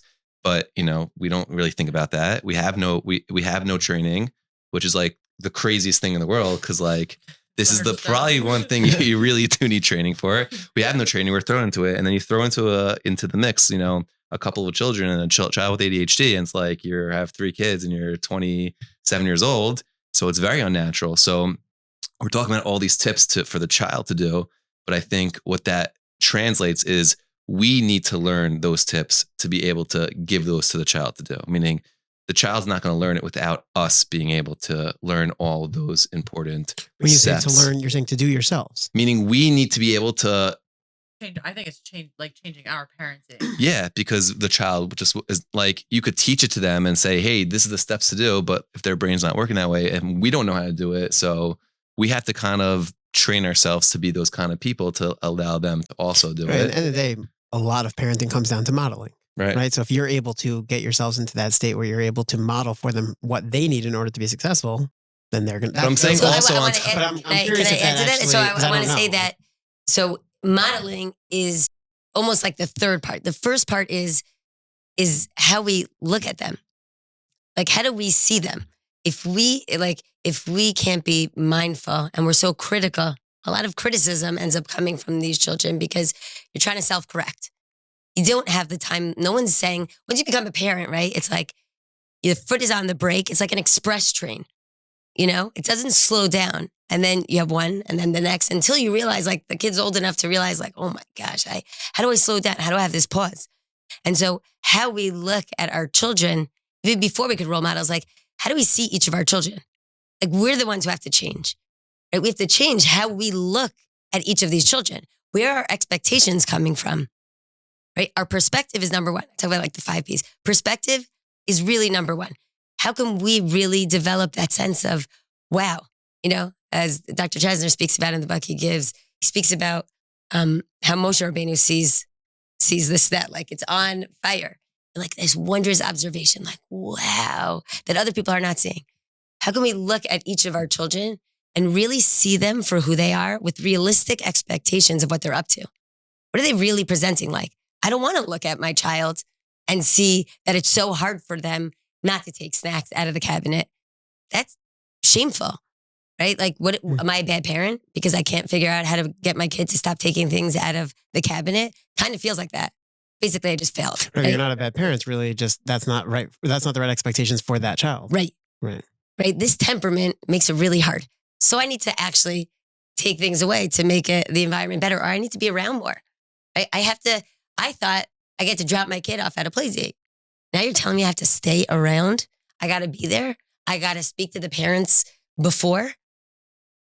I have to advocate for my child with the school more likely on a consistent basis because they need to really understand what my child, how they operate and what will be the best for them, and then give them feedback. And then the child needs feedback. This is a very laborious process. But how does a parent, like in the moment, stop themselves from losing their patience and not losing their cool? I think that's such an important question because I find for myself, we all have certain tolerances with the behaviors of our children. So if you have a child that like does something, every child does something that's not great every once in a while, right? So if you have one child and whatever, it's every couple of days, or it's once a week, twice a week, like your tolerance for that is very high. Like I could say like I could not react as quickly and say like, you shouldn't be doing this or you should be doing this. But when you have a child that's doing the same thing over and over and constantly, my patience for that is like, it starts at 10. It starts at like, I have zero patience and I break when you do that. Right. And also, if you are exhausted, you're like already expecting like it's about to happen. It's like, and then like, it's just like, what am I? There's even zero. Say like this, yeah. If you have 95, imagine like this, speaking about you guys are, in Mechanchim, right? If 95% of the time you are rocking it and 5% of the time you react in a way that you are not proud of, that's really, it impacts the child. It impacts the relationship, but we're human. But this child, it's a chronic, consistent type of challenge. It's not like if I teach you a skill, you're necessarily going to be great at it. Certain things you can really get great at and certain things you have to compensate and change the environment for. And so it also requires us, I think, to really recognize that it's going to be a lot. And that we have to really take care of ourselves and get a lot of chizuk and strength to do this.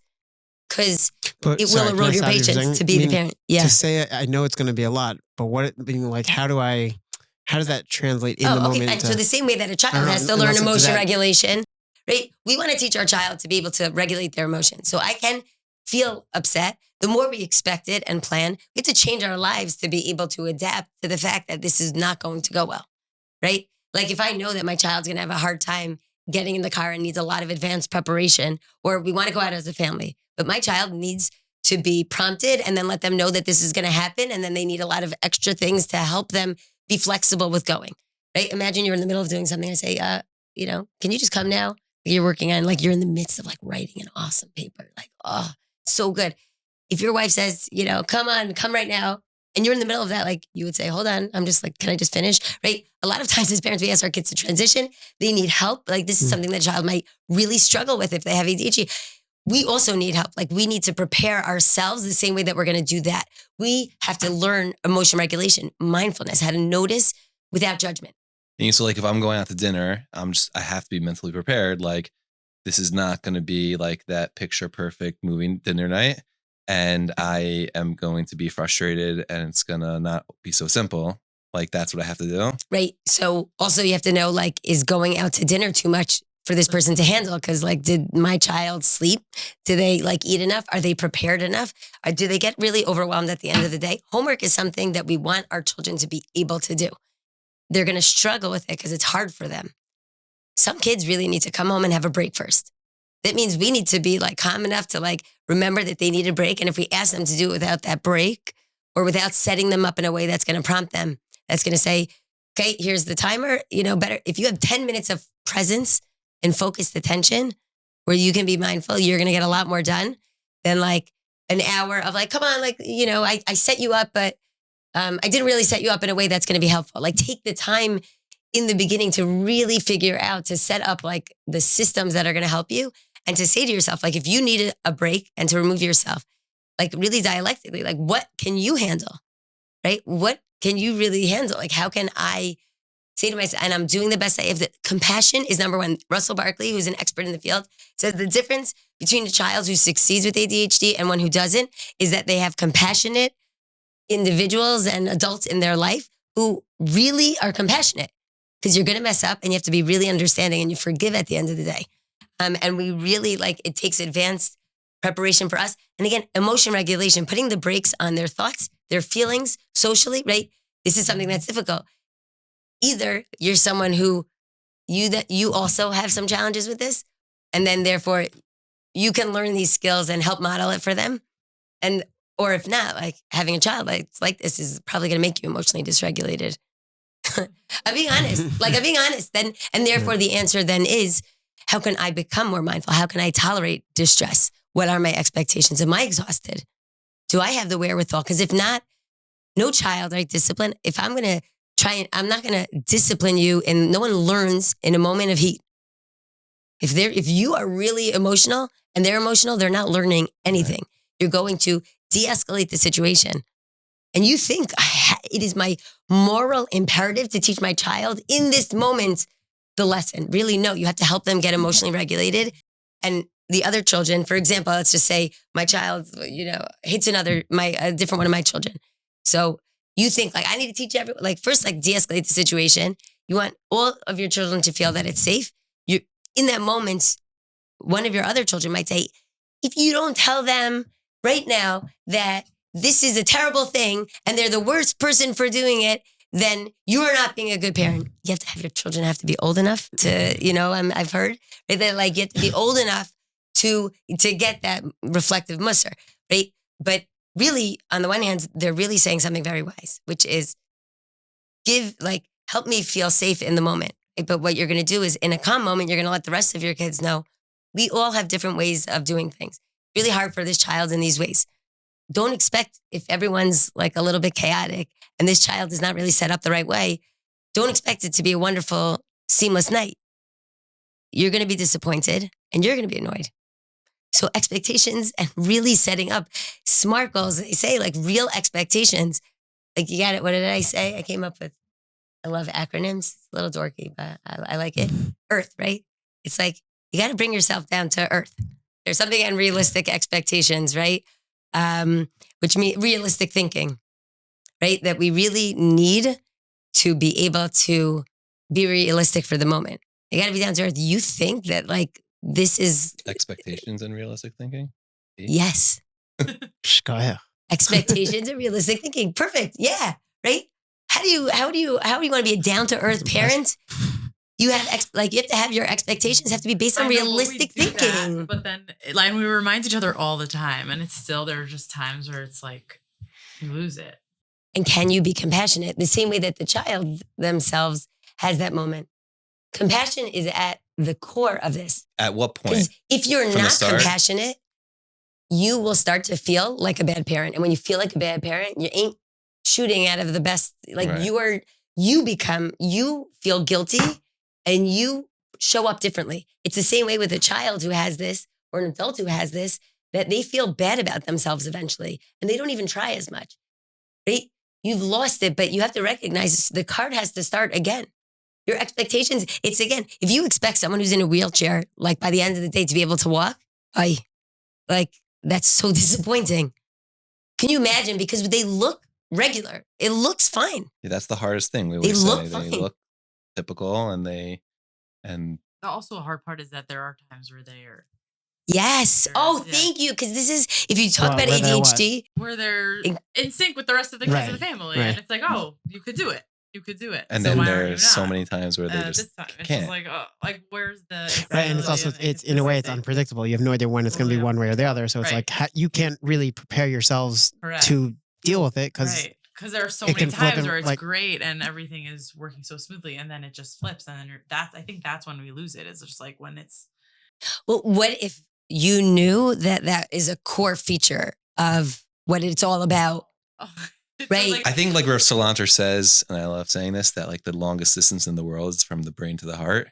And like you could know all these things, but like then to emotionally put them in place when the time happens, it's like the hardest thing. So You literally are defining what the life is going to be like with an individual who struggles with an ADHD temperament, right? You look at, because we say the biosocial model, we look at Esav and David HaMelech, and that they both have an Admoni temperament. And, Esav, depending on what the environment is, but he's really impulsive, 1, 2, 3. But then you look at David HaMelech, and he's a warrior, and he creates Tehillim, and it's incredible. He struggles with it, but look at what he's able to do. David HaMelech still struggles, meaning this is the life of a child with ADHD, and this is also what it's like to be a parent of that. It's a parallel process. What you're talking about is what the child is going through this. Mm-hmm. So too the parents are going through this, and you can have insight into what the child goes through by understanding what you go through. Mm-hmm. This is what they go through. Right. This is their life. Very important. It is so, and the more when you're in it, you're like, oh, this is what we're asking of them. And now we're saying, show up again. Can you do this perfectly without freaking out? Mm-hmm. Wow. That's powerful. It's very deep. It's very, very deep. Well, I was just, wow. It's something that just to add like a little bit, not that I know in terms of the ADHD part, but it's something I was actually just heard this today from Brené Brown, that she said that when like, she was more saying it like in terms of like a spouse with another spouse, but I feel like it applies very much so for parenting too, that when like, let's say you're walking in from the door and you say to your spouse, like, I'm at a 20 right now. Like I'm not at an 100. Like, so you're walking in, like I'm not going to be able to handle that. Yeah. I'm not going to be able to handle that flip flop. And that then was the very other one powerful says like, for us when we learned that, like, it's okay to tap out sometimes. Yes. Like, and it's important. We do that pretty often. And like, when we learned that, it's like, that was pretty game changing. I mean, and we're not doing every single night, but I'm saying wait like, 1 second. And if you were, that's awesome. Because then you figured it out. What you're basically saying, I always say, if it's a chaotic moment and you both had a hard day, then who's giving respite, right? I think about COVID like this because, and like, I think about what it was like to be either a rabbi in Rebbitzin, an individual giving chizuk to others, and the therapist. The therapists were all going through. And now I think about this with the war. When you're going through this stuff on your own, how can you possibly have the emotional energy to be there for others? So how do we do it? How can you get chizuk? The rabbanim are going through this too, right? Right, but I'm saying you have to be able to recognize, because then you feel like I'm an imposter. I can't do this. We're all exhausted all the time. So what resonated with me the most is that that's really life. You have some moments you have to intentionally say, I'm tapping in and I'm going to be here for you. And other moments you're intentionally saying, I am not fine and I'm tapping out and I'm allowed to not be fine. It would be crazy to expect anything different. But how can we show up? Like, because in the moments that we want to be qualitatively there, we're going to do that. But we have to ask ourselves, forget about asking our child, what are they up to? What are we up to? When I come home after long days of work, and we live in a world, and this is for you to continue to figure out on your incredible podcast, the demands, right? The cost of living is astronomical. It's amazing to have both parents working. It is significantly stressful. So stressful. And then even without a child who has, is out of the box and has a lot of needs, it's already a lot. So then you have a child with a lot of needs and the teachers are exhausted too. It's not like they don't want to do well. So who is the driving force? And Baruch Hashem, I don't want to sound like defeatist because I believe we dealt with COVID. We are giborim. Look at us. I'm saying, look at us, 5 years. Like, my husband started his rapping it right before COVID. I'm like, oh my gosh, what he's been through. I've aged myself, I said, I run an intensive outpatient program. I'm like, we live in dog years. Everything's intensive.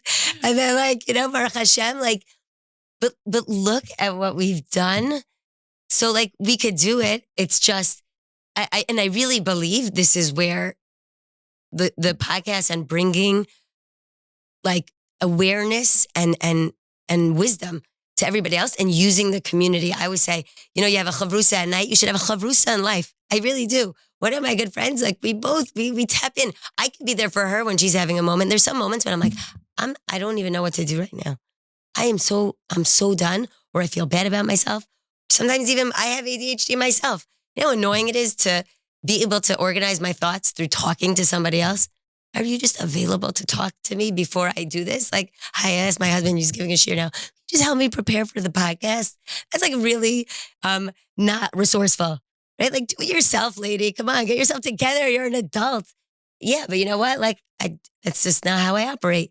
I need a chavrusa in these things. You'll ask for a chavrusa in Torah. You can't have a chavrusa. And to ask your wife or your husband, it's, I think the president of YU back in the day at Robinson's conference was like, sometimes you just can't go to each other because it's the same stressor, right? Like, it's hard for both of you. So you can't always be the only ones there for each other. You might need someone else, and that's okay. Or a chabura, or the community. And sometimes you want to go, see what it's like in someone else's house. Spend a little time with your Rebbe, and figure out if they're really good, in the world. I'm not black and white, or I'm really working on it. I work on dialectics. When it comes to executive functioning, you have people who are good at it, people who are not. Like, and they don't get each other. You know what I'm saying? It's like, you just don't get it. Just like, finish your thought. Like, finish the end of the sentence. Like, come on. Like, you started a thought, you finish your thought. Like, you have to go to the next thing. But really, like, the same way that the carpool mom is like, oh, I'm, in 3 years from now, we have our kids that are going to be in different like carpools, and it's going to be such a stress. And I'm like, what are we doing tomorrow? My kids are like, yeah, what are we doing tomorrow? Like, use those people. You are awesome because you're spontaneous and fun and creative and have such passion. And they're great because they're predictable and, a little bit more rigid, but like, look at things done, and they are going to remind you about what it's going to be like. So like, they remember dinner, use this. We are a strong community. The answer is going to be as a community. I think you go daven 3 times a day, use those times as like a way to like center yourself to the extent that you can. And like ask Hashem, and even in these moments, like ask Hashem, I need help right now. But like, I think using grounding points of Torah, like before you light candle, like before you do like Kriya Shema at night, ask yourself, okay, can I plan just for a minute for tomorrow? And like, I know I get into bed, and I know one of my kids, she really loves it when I pick out her clothing in advance, and it just makes her whole morning so much easier. And I'm like so tired, and I forgot. Some things I set alarms for with very specific things what to do. And sometimes I'm like, I'm going to get up because it's like I made a commitment. It's worth it. But like I have this anchor at the end of the night where I'm asking myself, okay, wait. Oh, yeah. And I have to I literally have whiteboards all around. Like it's, we call them Womax. But if I don't have them and I don't have my alarms, I would say smartphones. I don't know if everyone has a smartphone, right? Like I don't actually use my smartphone as a smartphone except my alarms. Like they're so helpful, and they tell me exactly what to do in a moment that I think I'm going to need it. Like in these ways, like small things really matter. We've been talking a lot about so far, like things that we can try to pre-plan a lot. But one of the things that we haven't really touched on yet is, and we spoke a little bit about school here and there, but in school situations where parents can't, you can try to prepare them a little bit for what might happen, but you also maybe can't even predict what's going to happen. And like, I don't know. So like, are we ready? Can we transition to school, or do you have any more questions about like home life? So like, how do parents, prepare their children for a school day, but also how can they better, or not better, but how can they advocate for their child in a school setting? Number one, understand it and understand your child as much as possible. Like whatever is helpful for them. And you want to share it with your team. Everyone says, do I tell them? Do I not tell them? They're going to be primed for it. You know your child and how much it would be helpful for other people to understand them. So you want to go to the teachers and say, this is how my child works best. And I would say, guess that it's really going to be hard for the school to implement. Some schools are great, but whatever you can do to offer like support. And again, some teachers are great. And then we have to really do more training. We have to train our schools and be willing to bring someone in. Say, we're going to find a sponsor who's going to help these teachers. Like, let's do what we can to help the teachers really like focus on connecting with the child and what it's about. Because again, for a child, even the smallest things, right? Like one child who is reading something that the teacher said to read, and doesn't realize that they're meant to transition. Like it said on the board, but this child like doesn't know, like, because they're really immersed in what they're doing. And the more we understand executive functions, and then they say, oh, Shmuley, like, can you get to doing what everybody else is doing? And the child doesn't even know. And that's why praise matters so much, because the child is getting corrected with things they don't realize they're doing wrong on a consistent basis. What kind of self is being built like that? Yeah. They just don't know. Really, and you could have tons of stories. So the more you could just tell this teacher, like, it is so not intentional, and partner with them. Partner, like, say, please tell me, because I want to be able to do what I can to prepare them for the next day. And know, like, who your friends are, like, to help you in the school. And know, like, when you need to get resources outside, and when you can, just by giving them like that extra support for the teacher, and telling them, and really feeling like you're not yelling at them, that you're partnering with them. Just say, like, love my child, help them, please. Let's just, like, the goal is, like, minimally, like, let's not break them, and hope, let's really try to be attuned to how they do really well. This person, like, he does so well with structure, or they might not be creative in coming up with an idea of, like, what the child should do when they have to leave class for a minute, they need a break. Like, when they come and they say the things, and you're like, that's, like, predictable. You may be reading it like a DSM, like, this is ADHD, like, and they're like, you have to fix it. You're like, hello, don't you see? This is a kid. It should be like, and then you take out of the box, like, and this is the recommendation. But it feels so difficult in the moment. It just feels like very unmanageable. The kid's yelling at you. They're disrespectful. You're afraid of everybody else. Help them. Give them suggestions. Give them specific strategies that you can. And if not, tell your child, like, listen, sometimes school is going to be great, sometimes not. De-emphasize it and figure out, like, right, like, you got to figure out, like, how to best manage. But again, I hope that we can, like, change this on a global level. And like you said, maybe we're building schools that are specific for kids, or tracks, It's or time. It's time to right? start a school. It's really time. Like, It's not let a them be joke. No, shepherds, really. right? As Dr. Chesner say, like, he always says, he used to tell the kids in the school, he runs tons of schools in Israel. He said, like, do good. You could help a janitor, or you help another kid, right? Like, do something good. But if that's a school that could do it, like, help the kid figure out what are the values that we want for this child, and, like, find ways to do it. And if not, we're going to make the systems that are going to change it. So that's what I feel like. I would say play a few hands at the same time when you play cards. It takes a lot, but on the one hand, you're trying to get them through school, and on the other hand, you're thinking, how am I thinking out of the box to help them, like, in other ways outside of school, like, feel like $1 million, but, like, keep their sense of self. I think when your book came out, when I started reading it, I turned to Yaakov and I was like, we buy this for all his teachers. He's like, I don't think it'll be so nice. But actually, like, a few people have Well, it said is that. for teachers also. I though. would Like, there's a sponsor whole- it for. No, but I actually I think ideally it's beautiful. But I was saying, as a teacher, I feel like I just would have, like, the book's great, but I feel like I would have been offended, like, hey, here's a book. It's like on how to telling, teach my what do you mean? kids. It's like telling So a parent, passive. like, oh, here's a great parenting. It's like that guy coming to shul, like, I think you need help. Have you heard of We the appreciate podcast? it. You maybe should listen. Like, I mean, but I actually think the more that we can make it normative and, like, just part of the education for them, like, to access it, because it's not that they don't want to, but the question is, like, okay, so maybe just reading the book is going to help. Again, like I say, for some people, reading the book or is like enough. you were For some saying, people, you give need a them chabura. suggestions from the book. Like, Exactly. just So do I think the challenge with all Yeah, of this tell me. Let's go. We got to be real. We got to be real. is that it's not natural. None of this is natural, and it requires a tremendous amount of effort on both ends. Right. And so I think for training teachers who have that, like, rubric or schema in their minds about what teaching looks like, I practically don't think teachers are going to be able to get out of that. I think they can have all the training in the world, but it takes, like, constant training, chizuk, to be able to implement that. I think what's more realistic is we start training people, or people who want to go into this profession, from the start. People who are passionate about this, people who want to go into special ed or work with kids with ADHD.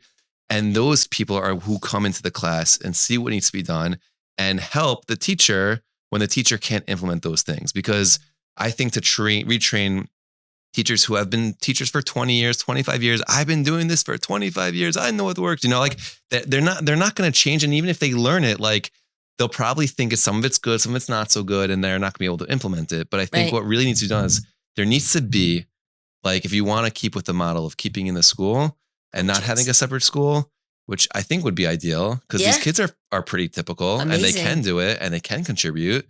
But to have people who are pushed into the classroom, and this should be a priority, like a huge priority, this is like it's not like a shadow for one kid. Right. You need to train lower level people who really understand and who are passionate and want to it. I say we need camp counselors on buses and in schools. I'm being really serious. I really believe, and I'm totally with you. I think there's a lot of I think you want to try multiple facets because it is great when teachers could totally understand it. Like if there can be a paradigm shift. I think the same way that you're saying there was like a bit of a paradigm shift with you, and myself, I think there's a paradigm shift, meaning some people can really understand it totally differently. Some people are telling us we're reading the book, we didn't think like that. That's a paradigm shift. That's like cognitive restructuring. So I just want to say I think people can learn old tricks. I really do.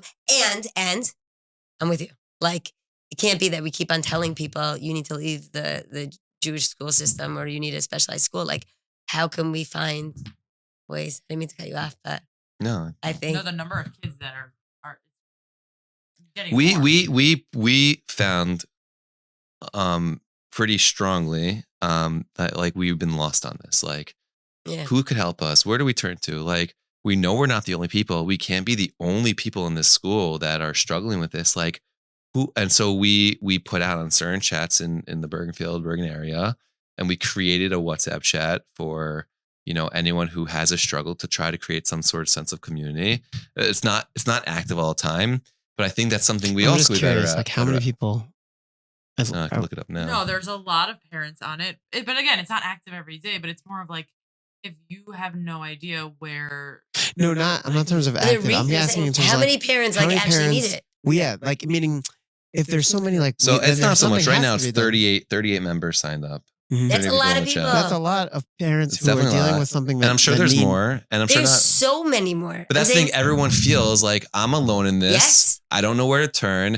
My school's telling me this. They're the professionals. I'm not a professional. So where am I supposed to go and turn to this and seek the help? If I'm getting the therapy as news, but I could help my child in therapy. I could help my child at home.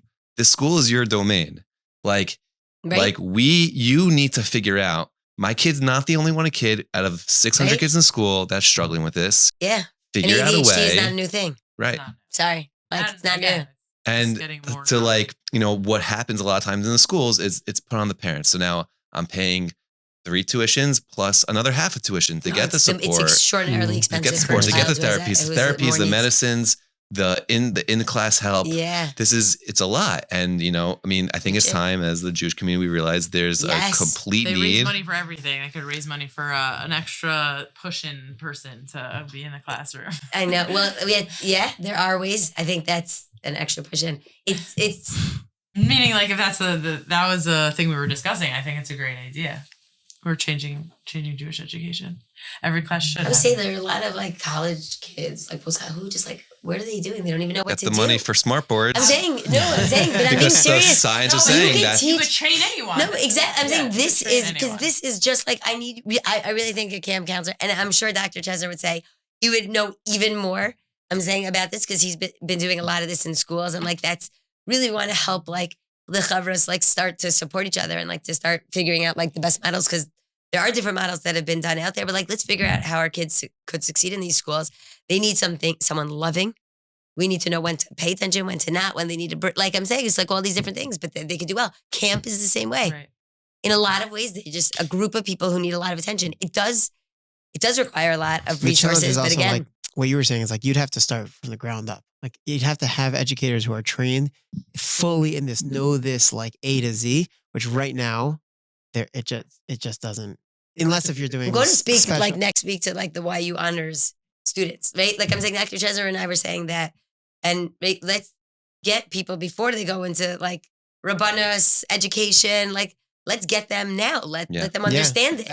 They want to change the Jewish chinuch, the chinuch world. You need to be able to reach the out of the box kids. Yeah. These are the kids who are losing. These are the kids that need the most help. They need the focus. They need the most help. The parents think about the resources. Then it becomes intergenerational, right? Because you are so exhausted and it's harder, and then it's going to impact the rest of the family. Like you have to support families, and it's the same way with the with the Jewish day school and the money, and feels like only some people have this issue. It has to be an issue for the whole club. Right? It has to be that like the grandparent, someone who's not related to anyone who has ADHD. I don't know if that exists, but I don't know. Like we're not talking about how prevalent it is, but I'm saying we all need to be doing this together and say like we must change this for our kids. We cannot afford to lose 10%. If 10% have ADHD, and like the research out of Bar Ilan now is astronomical of the numbers that we're losing, like people in Yiddishkeit, because they cannot fit into the frame.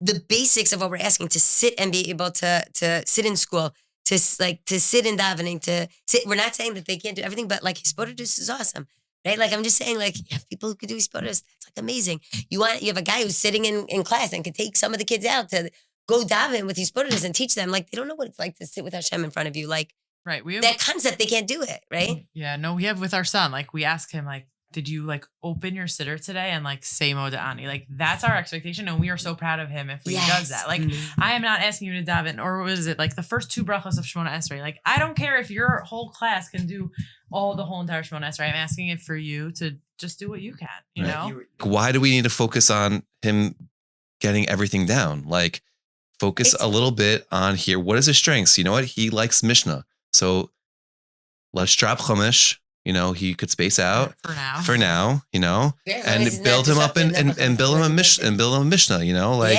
why? And let him be the kid who's doing Mishnah, and everyone's like, wow, that's like amazing. Right. And tell him what you did for Mishnah. Yeah. So he loves comics. So it took a lot of time, and definitely should be a little more consistent with this. And I show it to you. Yeah. That's a tough, by the way, the shoulds that you're saying. It's like that's putting really. No, I'm saying like I did a couple of different prokim, and I would love to be able to. It's a lot of time, but I sat there and I made comics for the Mishnayos. You know, made into a story, made into a comic with pictures, and instead of like it being an argument, sitting and reading the whatever, he read the comics and he went over them, read them over and over again, and Baruch Hashem, the next test we got 100. You know, and he felt really good about that, and it really, really worked. You know. You got to find what, you know. Yes. That's So like you were saying before. The more pre-planning, I mean, it's hard to like that's an example of it. You're like, but you know what? Saying, as it's amazing. But again, as we're saying, if you have someone who can be in the classroom right. and see these things, like I have my own job, I have my other kids, I have this going on, I need my own time. Like that's something easy that a good trained teacher could see. This is something that 3-4 kids need in the classroom. Yeah. And he could do it. And that's his job, you know? So as much as it's awesome and loving and, you know, inspiring as that I'm doing myself, like, you know, it is my job to mechanech my kid, but it's also your job to be mechanech the children, what you're teaching. And there needs to be someone in the classroom. It's not just one kid, but multiple intelligences is like a real thing. Right. And like, but how to help, it's so hard because the world that we're living in, again, each child requires so much. I feel like we're faced with, you know, as we just heard Rabbi speaking at like this Achieve Day, and about like we're close to the Geula, it's the end of the Galus, like things are like really changing, like we're close. Like the fact is that like kids have been struggling for so many generations and like so much, and we're finally the people who are like, we want to help every single neshama, and every neshama requires so much. So the school system is very inundated. And so the parents are the ones who have the onus, and we have to all work together to figure this out, because it's not, if you take this massive weight and put it on any one person, they will collapse. And then they're not helpful anymore. It can't just be on the parents. It can't just be on the schools. How are we going to figure this out? If we're all holding it together, it won't feel heavy. Like I'm saying, like it has to be, and I'm not saying that, I'm saying, and like we have, in the end of the day, it's our child, so we're going to be the most kanai, like we're going to make the time for it. Because we know it matters so much, but we want the schools to feel that it's a priority. Because at the end of the day, it is a priority. We are losing so many children, and we have to fix it. So I'm with you. Like we have to come together, right? Like this is the purpose of this podcast. You know, I say we got to do some like out of the box educational solutions 100%. Or whatever.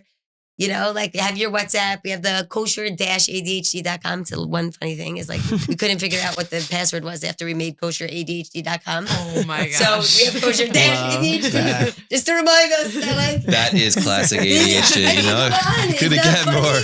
funny. Like only after you've cried a lot and like really can you like at the end of the book it says like ADHD bloopers. I feel like we're in the midst of like pain right now, like painful times, but like you know you're in a good place when you can laugh at yourself.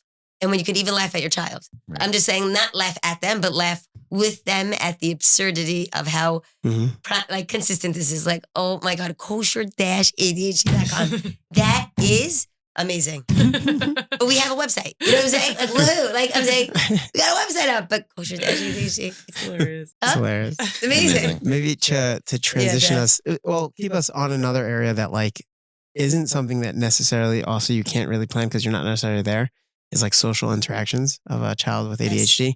So like how can parents either prepare their child? Is that something they can prepare their child to have social interactions? And like also, I guess it's connected, but slightly disconnected is like to help them to be able to have like, to get Shabbos invites and have Shabbos play days. Like how does that, right? Does that like resonate? Is that like... Yeah, no, I think that anyone who does not have a child with ADHD does not even like chop that this is like Cannot begin to understand. they cannot They don't comprehend what this means, Right. and also the siblings are likely having a normalized It like happens to be system. I like experienced something so special that my daughter has, like, she tells me, she's like, I have a few kids in my class who it looks like she knows what ADHD is from our family. And she's like, I think they have ADHD. And she said it like they get in trouble a lot or get sent out a lot. And one of them, it's hard for that one to have friends. And she said that like one day they were all working in groups and she saw that girl walk in with no one to work with. And she like went over because she knows how hard it is for kids with ADHD. And she's like, do you want to be in my group? And she said her teacher came over and told me how nice I was. And I was like, yeah, like she only knows that though because she's living with a child with ADHD. But I don't think other kids in the class would even like, they just like, oh, that girl's, I don't want to, I don't want her in my group. That's going to be hard. That's going to be annoying. Right. Yeah. And it's so crazy because I feel like as from parents, it's such an important priority, and we stress it all the time to our kids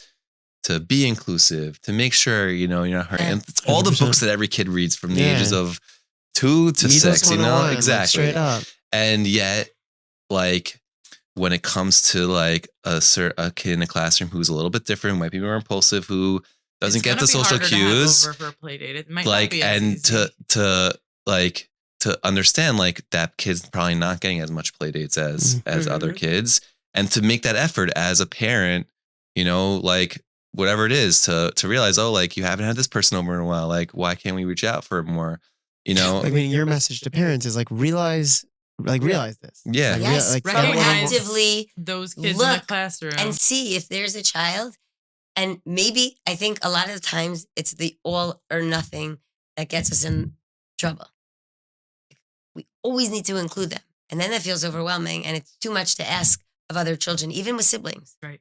Can't always ask them to be inclusive. It's not fair. They're kids. However, decide that like once every X amount of months or weeks or every week, whatever it is, but like to like preemptively like invite the child. And no, like a lot of times we don't realize like, okay, so maybe it can't be 2 hours or 3 hours. Maybe it has to be a shorter one. Like maybe it has to, right? Like I'm saying, this is where the parents can come in and say like, certain kids, like the parents will drop them off and like not realize like 4 hours later. Even for this kid, like they're not happy. Like if you know your child, even if your child's anxious after like an hour, like, you know what I mean? Kind of know what to expect. So to be there on the flip side, because you want to traumatize your own child or these parents, but like help a little bit, but it has to like encourage other parents. It's amazing that you're saying that. And I feel like maybe you could even have like, we have so many committees, committee for this, committee for that. Like every shul should have a committee. We actually started this in like life got chaotic, but like an Inspired by Alona was an event for this young woman in our community who had passed away, but like had her own challenges, and she was in a wheelchair. Their parents were amazing, like a kid in a wheelchair doing dance class, amazing. They were, and so this event was about inclusiveness. Have a committee of people who are going to think about like who are the kids in the shul, like can we identify other parents and say, like, let's do this, like, or again, let's talk to specific, like, let specific parents hear this and say, I want to do a little bit more. Let me try one thing. Right. And prepare. These people have to know what it's going to be like. Be prepared. Don't just say yes, and then it's going to be a terrible experience. Like, yeah, be prepared that you might have to be a little bit more hands-on for these 2 hours. Right. Okay. It's 2 hours of your life. It's every single day of these other, like everyone else's life. Those 2 hours are going to be the world for this kid.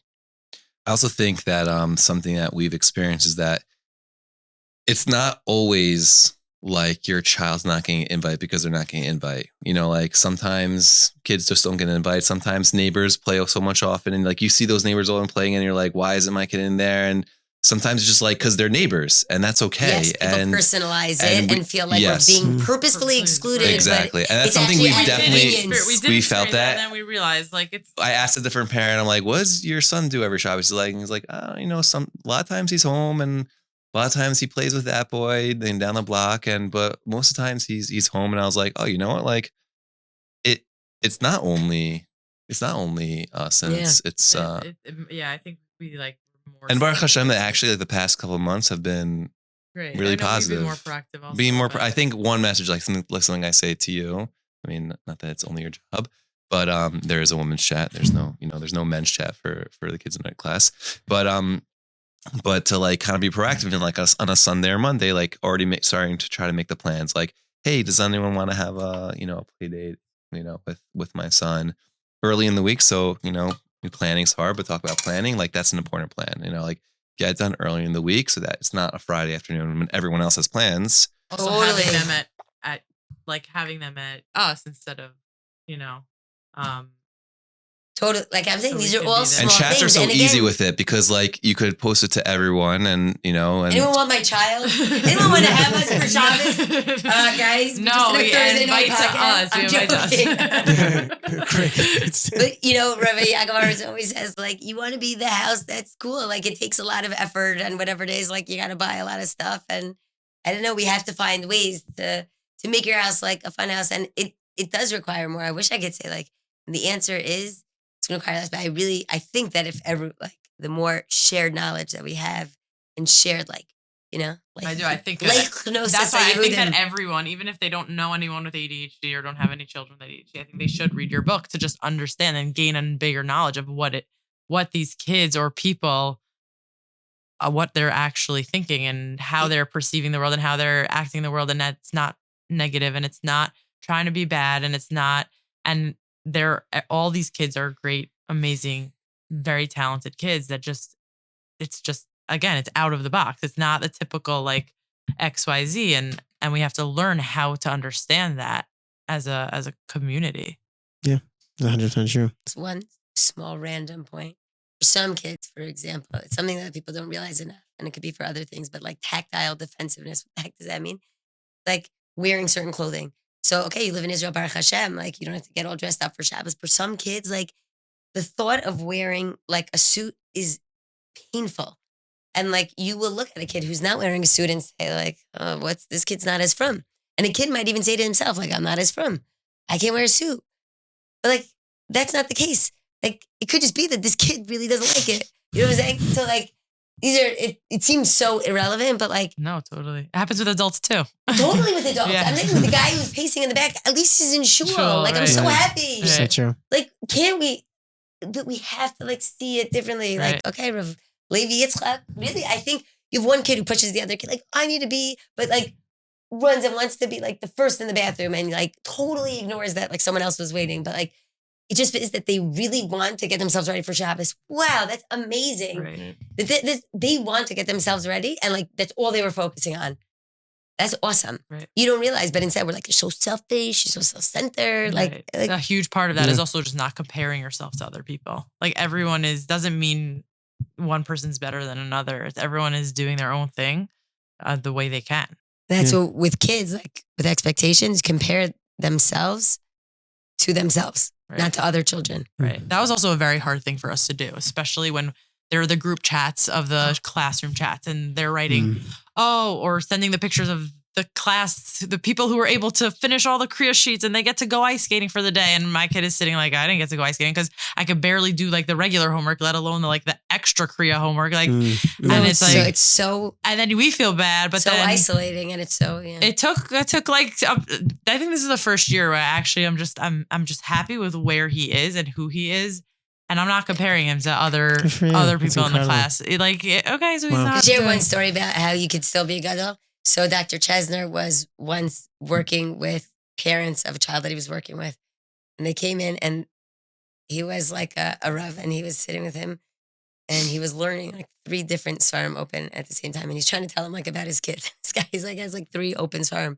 He's like, I feel bad saying something, but like it's a little disrespectful. Even like Dr. Chesner knows, he's like, what's going on here? He said, in order for me to like really like pay attention, like I need a lot of things that are going on. He's like, but the reason why I have 3 Svarim open is because when I was younger, I could barely sit and learn anything. And one of my rabbis says, well, what do you like to learn? He says, well, I like to learn a little bit of this. Like I could do 15 minutes of learning this and 15 minutes of learning this, 15 minutes of this. So he said, since then, I always have. So he's like, so look, great, that's amazing. Learn 15 minutes of halacha, then 15 minutes of Gemara, and 15, because he needs to be moving. And he is one of the Gedolim in Eretz Yisrael now because he learned that this is the style that I work the best. I learn from this, I learn from this, I learn from this. And I'm always holding it because like that's how I'm paying attention. But it's not to disrespect. And like through that, he had learned all like shots. And like he's like holding because he knows I have Musar and then this and then this. Like that is how he learned. And I think that story to me is extraordinarily powerful. And I genuinely believe that these kids can do it. For sure. I'm curious, something that we didn't really touch on, but I'm curious if you're willing to go into this like personal state. Go, please. Like as a child who had ADHD, is there something that maybe you would have wished your parents would have maybe done differently, or that either or to go on the positive side that like really, really worked for you as a child? So I feel very blessed that I had schools that appreciated extracurriculars. I'm blessed. I didn't think that I was smart, despite like grades or whatever it was. Like I always had to put in so much effort in school. But like when I'm older, I'm like, oh, I must have been really smart to compensate for all these things. But like I did basketball, and I did all these things.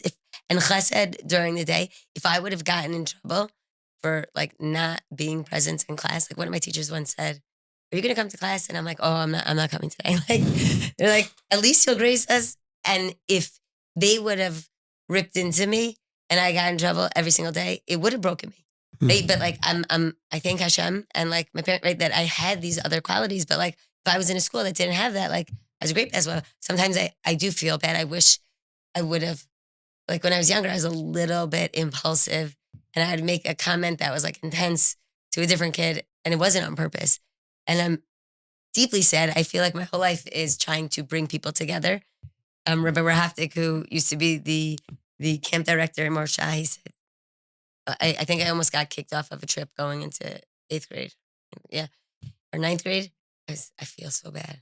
I was just so tough sometimes. Like I didn't even intentionally mean to. And he goes, "You are a leader, Sarah. You're either going to use it for the good or for the bad." And he's like, "This year, not going to be the color word, whatever it is. Like you cannot do it, like, because you're not leading people, but I believe that you'll be able to do it next. I really got it next year." And I became someone who was And he passed it on to me. And then I passed it on. It's right when I worked in Camp on me. Yeah. Yeah, the rabbi. He was it. Awesome. It was amazing. Like, Representative didn't always last. She's like, everything to you is color war. I know, right? Some people really don't like color war. So I just have to apologize preemptively. It's very traumatic for some people. For others, it's so true, no? So true. Okay. We don't have to talk about it now. Different night. We'll do, talk about all our group therapy for how it did work or didn't work. But like, I'm blessed that I had outlets that helped. I had a lot of, like, I really could use that for the good. That's awesome. And I'm deeply grateful. And I feel like if we could do that. I think camp used to be a place like to say, like, why did I go into what I went into? So clinical. Like I can't be in camp anymore. But like sometimes school can be like camp, right? Like it can. Like it can be a lot sometimes. of schools are becoming in becoming certain like ways camp. becoming a little more camp. Right? So, And then in certain sometimes ways. things can be serious. Yeah. And like we can learn, like as Jews, we're like all these communities, we're learning from everyone. So I had to say, like, I think again, right? Like if my parents if people would have like ripped into me and like always focused on what I wasn't doing, and the stupid things I said, like, and it could have been really bad. I think people were like really focused on other things, and I had amazing friends, amazing friends who were they're awesome, and the best husband. I'm not joking. Hashem was so kind. He is so understanding. So understand. I learned from him how to be understanding of other people. It's like if I used to lose my stuff, he'd come and drive it to me. Now I learned to like own it. Can you imagine? He'd be like, you are such a schlub. Like, I can't believe I married a woman who like is always making our life more difficult because she keeps on losing things. Right. And like, oh my God, you crashed your car again. You know what I mean? That's the whole thing as parents and teachers, and it's not natural, and you really have to work at be understanding and seeing the good, and yeah. This is like as Jews, like the growth mindset. We're growers, like we do this. I think like we're always asked to do things that are hard. You just wish that we didn't have to. As we wrap up, any final either questions that you have or messages that you want to give over to, parents who are maybe going through themselves or just in general? Like I know you've mentioned some messages for parents in general to hear, or either one or the other. I think we gave a lot of practical things, and I would be upset if I didn't mention that tefillah is such an important aspect of this. And Baruch Hashem, I have a certain azas to me that I tracked down Rav Melech Biederman when I went to Eretz Yisrael last year in Bnei Brak. I remember you said that picture. Talked around with a lot of different Gabayim, and I ended up getting his address. They told him, don't tell him we told you. But I went to his house, knocked on the door, and I sat with him for 15 minutes talking about a lot of these inyanim. And the one thing he really said was, you really have to love them, and to say per kufyud tes of Tehillim at least once a week. Some weeks we're good at it, most weeks we're not. But we still aim to do it. We still aim to do it. It's always in my mind. Did I do it this week? No. Okay, maybe next week. But he says kufya tes. It should be said. Maybe like you were saying before, like you make a chavrusa with, or make a chavrusa with other people to do it with you for it. Right. Really, and also to say like maybe we do kufya tes together. Right. Like I'm saying, could everyone do like a little part of it? Like someone's gonna cover it. But we all have ADHD. We got it. Yeah, but I'm saying, but I have to say also like it's really really MS. Like you're gonna go to so many different types of people, and there are gonna be times that it's gonna feel smooth and you feel like you got it, and then it's gonna like be a challenge again. I hope not for you. Davening is like the key. Like even though we go to professionals, like it's really like we have to turn to Hashem, because ultimately the hatzlacha in the outcome is in Hashem's hand. That really is true. And even all the shlichut, like any help that we get from other people, it really is. And like, this is what the goal is. And that reminds us, like when we're connecting to Hashem, like you love us no matter what. Yeah. Hashem loves us no matter what. He sees us. We're a mess. He still loves us. He lets us repair all the time. Like let that be the core. Right. Like, just like Hashem loves us no matter what we do. And he lets us repair. Like we can do that as parents. We really will do. Right? We're called upon to act like Kosh Baruch Hu and to love no matter what. We're called children no matter what. And if we're cultured into it, like all the more so, our children are children no matter what. And we have to be that compassionate. We have to show them we love them. And, again, we lose patience, but, have compassion on ourselves and have compassion on them. And yes, I think that my main message would be like to ourselves, just also as chizuk, is that, like not to give up and to always, even if you feel like you failed and you fail again and you fail again and you yelled at them again, and even though you tried not to the whole night and then you did, and just to always stand back up. And it's also okay. We do this a lot, is when we realize that we made a mistake and we didn't mean to yell at them, and we apologize to them. Yeah. We it's really fess important. up, and so true. You gotta treat them with dignity. Exactly. Yeah. I'm sorry. I made a mistake. Yeah. All humans make mistakes. That's right. I shouldn't have yelled at you. I shouldn't have done that. I shouldn't have whatever. And I think, and then it's behind you, and move on. And look that forward. builds the relationship in a really strong way. Yeah. Also, it's so genuine. It's so real. Something that we actually did, and I actually love it. We started it for one of our children, and we did it for all of them, like we've been saying. But I printed out like a card, like a regular sheet of paper, on one side, it was like a picture of them, like really happy, smiling at a gym or whatever it was. And on the right side, it was like, I am loved. I am smart. Like I am affirmations. able. Right. Yeah. Beautiful. And again, we don't do it a lot, but we had them put it on their wall and we would say at them at nighttime. But like, that's an important thing for kids with ADHD for sure, to be able to feel like they have this list of things that they know are true about them. That's so great. It's awesome. We call it self-esteem enhancement cues. And like the idea is that you take like a gadol, someone that they look up to, like doing something, and then a picture of them right next to it. So let's say you have like a Rebbe's holding like a little of an esrog, and like you have them doing it, or like, you know, and then like with the pasuk that says like something that is like awesome, you know, like I am just like Aaron Cohen, I'm Rodei Shel, like whatever it is, like have them have pictures of what like they're trying to do. I would say, I tell Dr. Chesner, and we have to make sure that someone does this for other people, and they can just like order it for like 50, for like $1. You can order these things. Like send me a picture of your kid, and someone else who is really great executive function can do it. I'm not joking, because like really my goal also is like, you know, you have good ideas. Like let someone else do the work. Who like wants to do the work? I'll pay them $5. You know, like you'll send me the picture. Like good, very nice. Like awesome. I think the fact that you've come to so much wisdom on your own, and hopefully through your wisdom, and that you continue to show up for your child, that really allows other people to do it, and that your children should feel what you intend. Amen. I wanted to say I am so blown away by all of you. I mean, wow. First of all, thank you for coming out tonight and giving the time, but like on a much deeper level, like kol hakavod to you for, like you said, like you're so tapped out and you went and you still wrote a book, and you know, despite literally surviving and thriving, like what it says here on the book, like surviving and thriving with your ADHD in like such an incredible way, and like giving over to so many people. And like kol hakavod to you guys, like everything you were saying tonight, I was just like, I'm in awe. I mean, like I consider you guys to be like great friends, and I'm just like, you're not like just great friends, you are like momish, like rebbeim. And like, I mean, I said it before, like you're my rebbe, like it's not a joke, like it's incredible the things that you are doing. And like you were saying, one of the strong messages, like everything you're doing, even just for that one child, and you're applying it to all your children, like that is like parenting, like she'ein kamo, like it's incredible.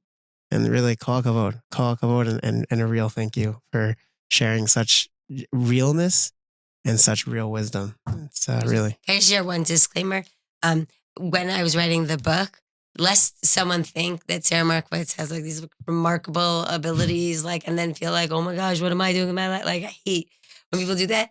Like because I learned how to be more effective in certain ways. So, like there were times when I had like someone who like is great, and I would talk through something and she'd like put it together for some of the parts. Like, I just want you to know, like, it was the wisdom that allowed me to do it, and Hashem siyata d'shmaya. But I don't want you to think like. And it's impressive that you're able even just to do that. Like that's impressive. Like that planning. It's really the planning. I'm saying it took a lot of like, you know, not graceful moments. I just don't want anyone to think like, oh, she put out a book. Like, look at her. Woo. I hate when people. Do you know what I'm saying? Really, add that, not the part with the driving. Thank you all. Thank you so much for having us. Thank you so much. Really. Thank you. So late. Yes. Thank you so much for tuning in to another episode of the Jews Next Door. I hope you enjoyed as much as I did. I'd love to hear your takeaways. Reach out to us. Reach out to me at yair@jenalf.org, hi@jenalf.org. You can check us out on the website. You could leave a question there. We'd love to be in touch. Please be in touch. Check us out on Instagram at Parenting the Jews Next Door. Hit me up on Twitter at yair_menshel. And we're on TikTok now too. We have some great content, a lot of really great insights into parenting, tips, parenting pointers, reaction videos, and quotes. We have a lot going on. We have a lot of articles. You want to check it out. Check it out at jenalf.org. You won't be sorry you did. And I look forward to hearing from you. And if you haven't yet subscribed to the podcast, make sure you subscribe and share it with your family and friends.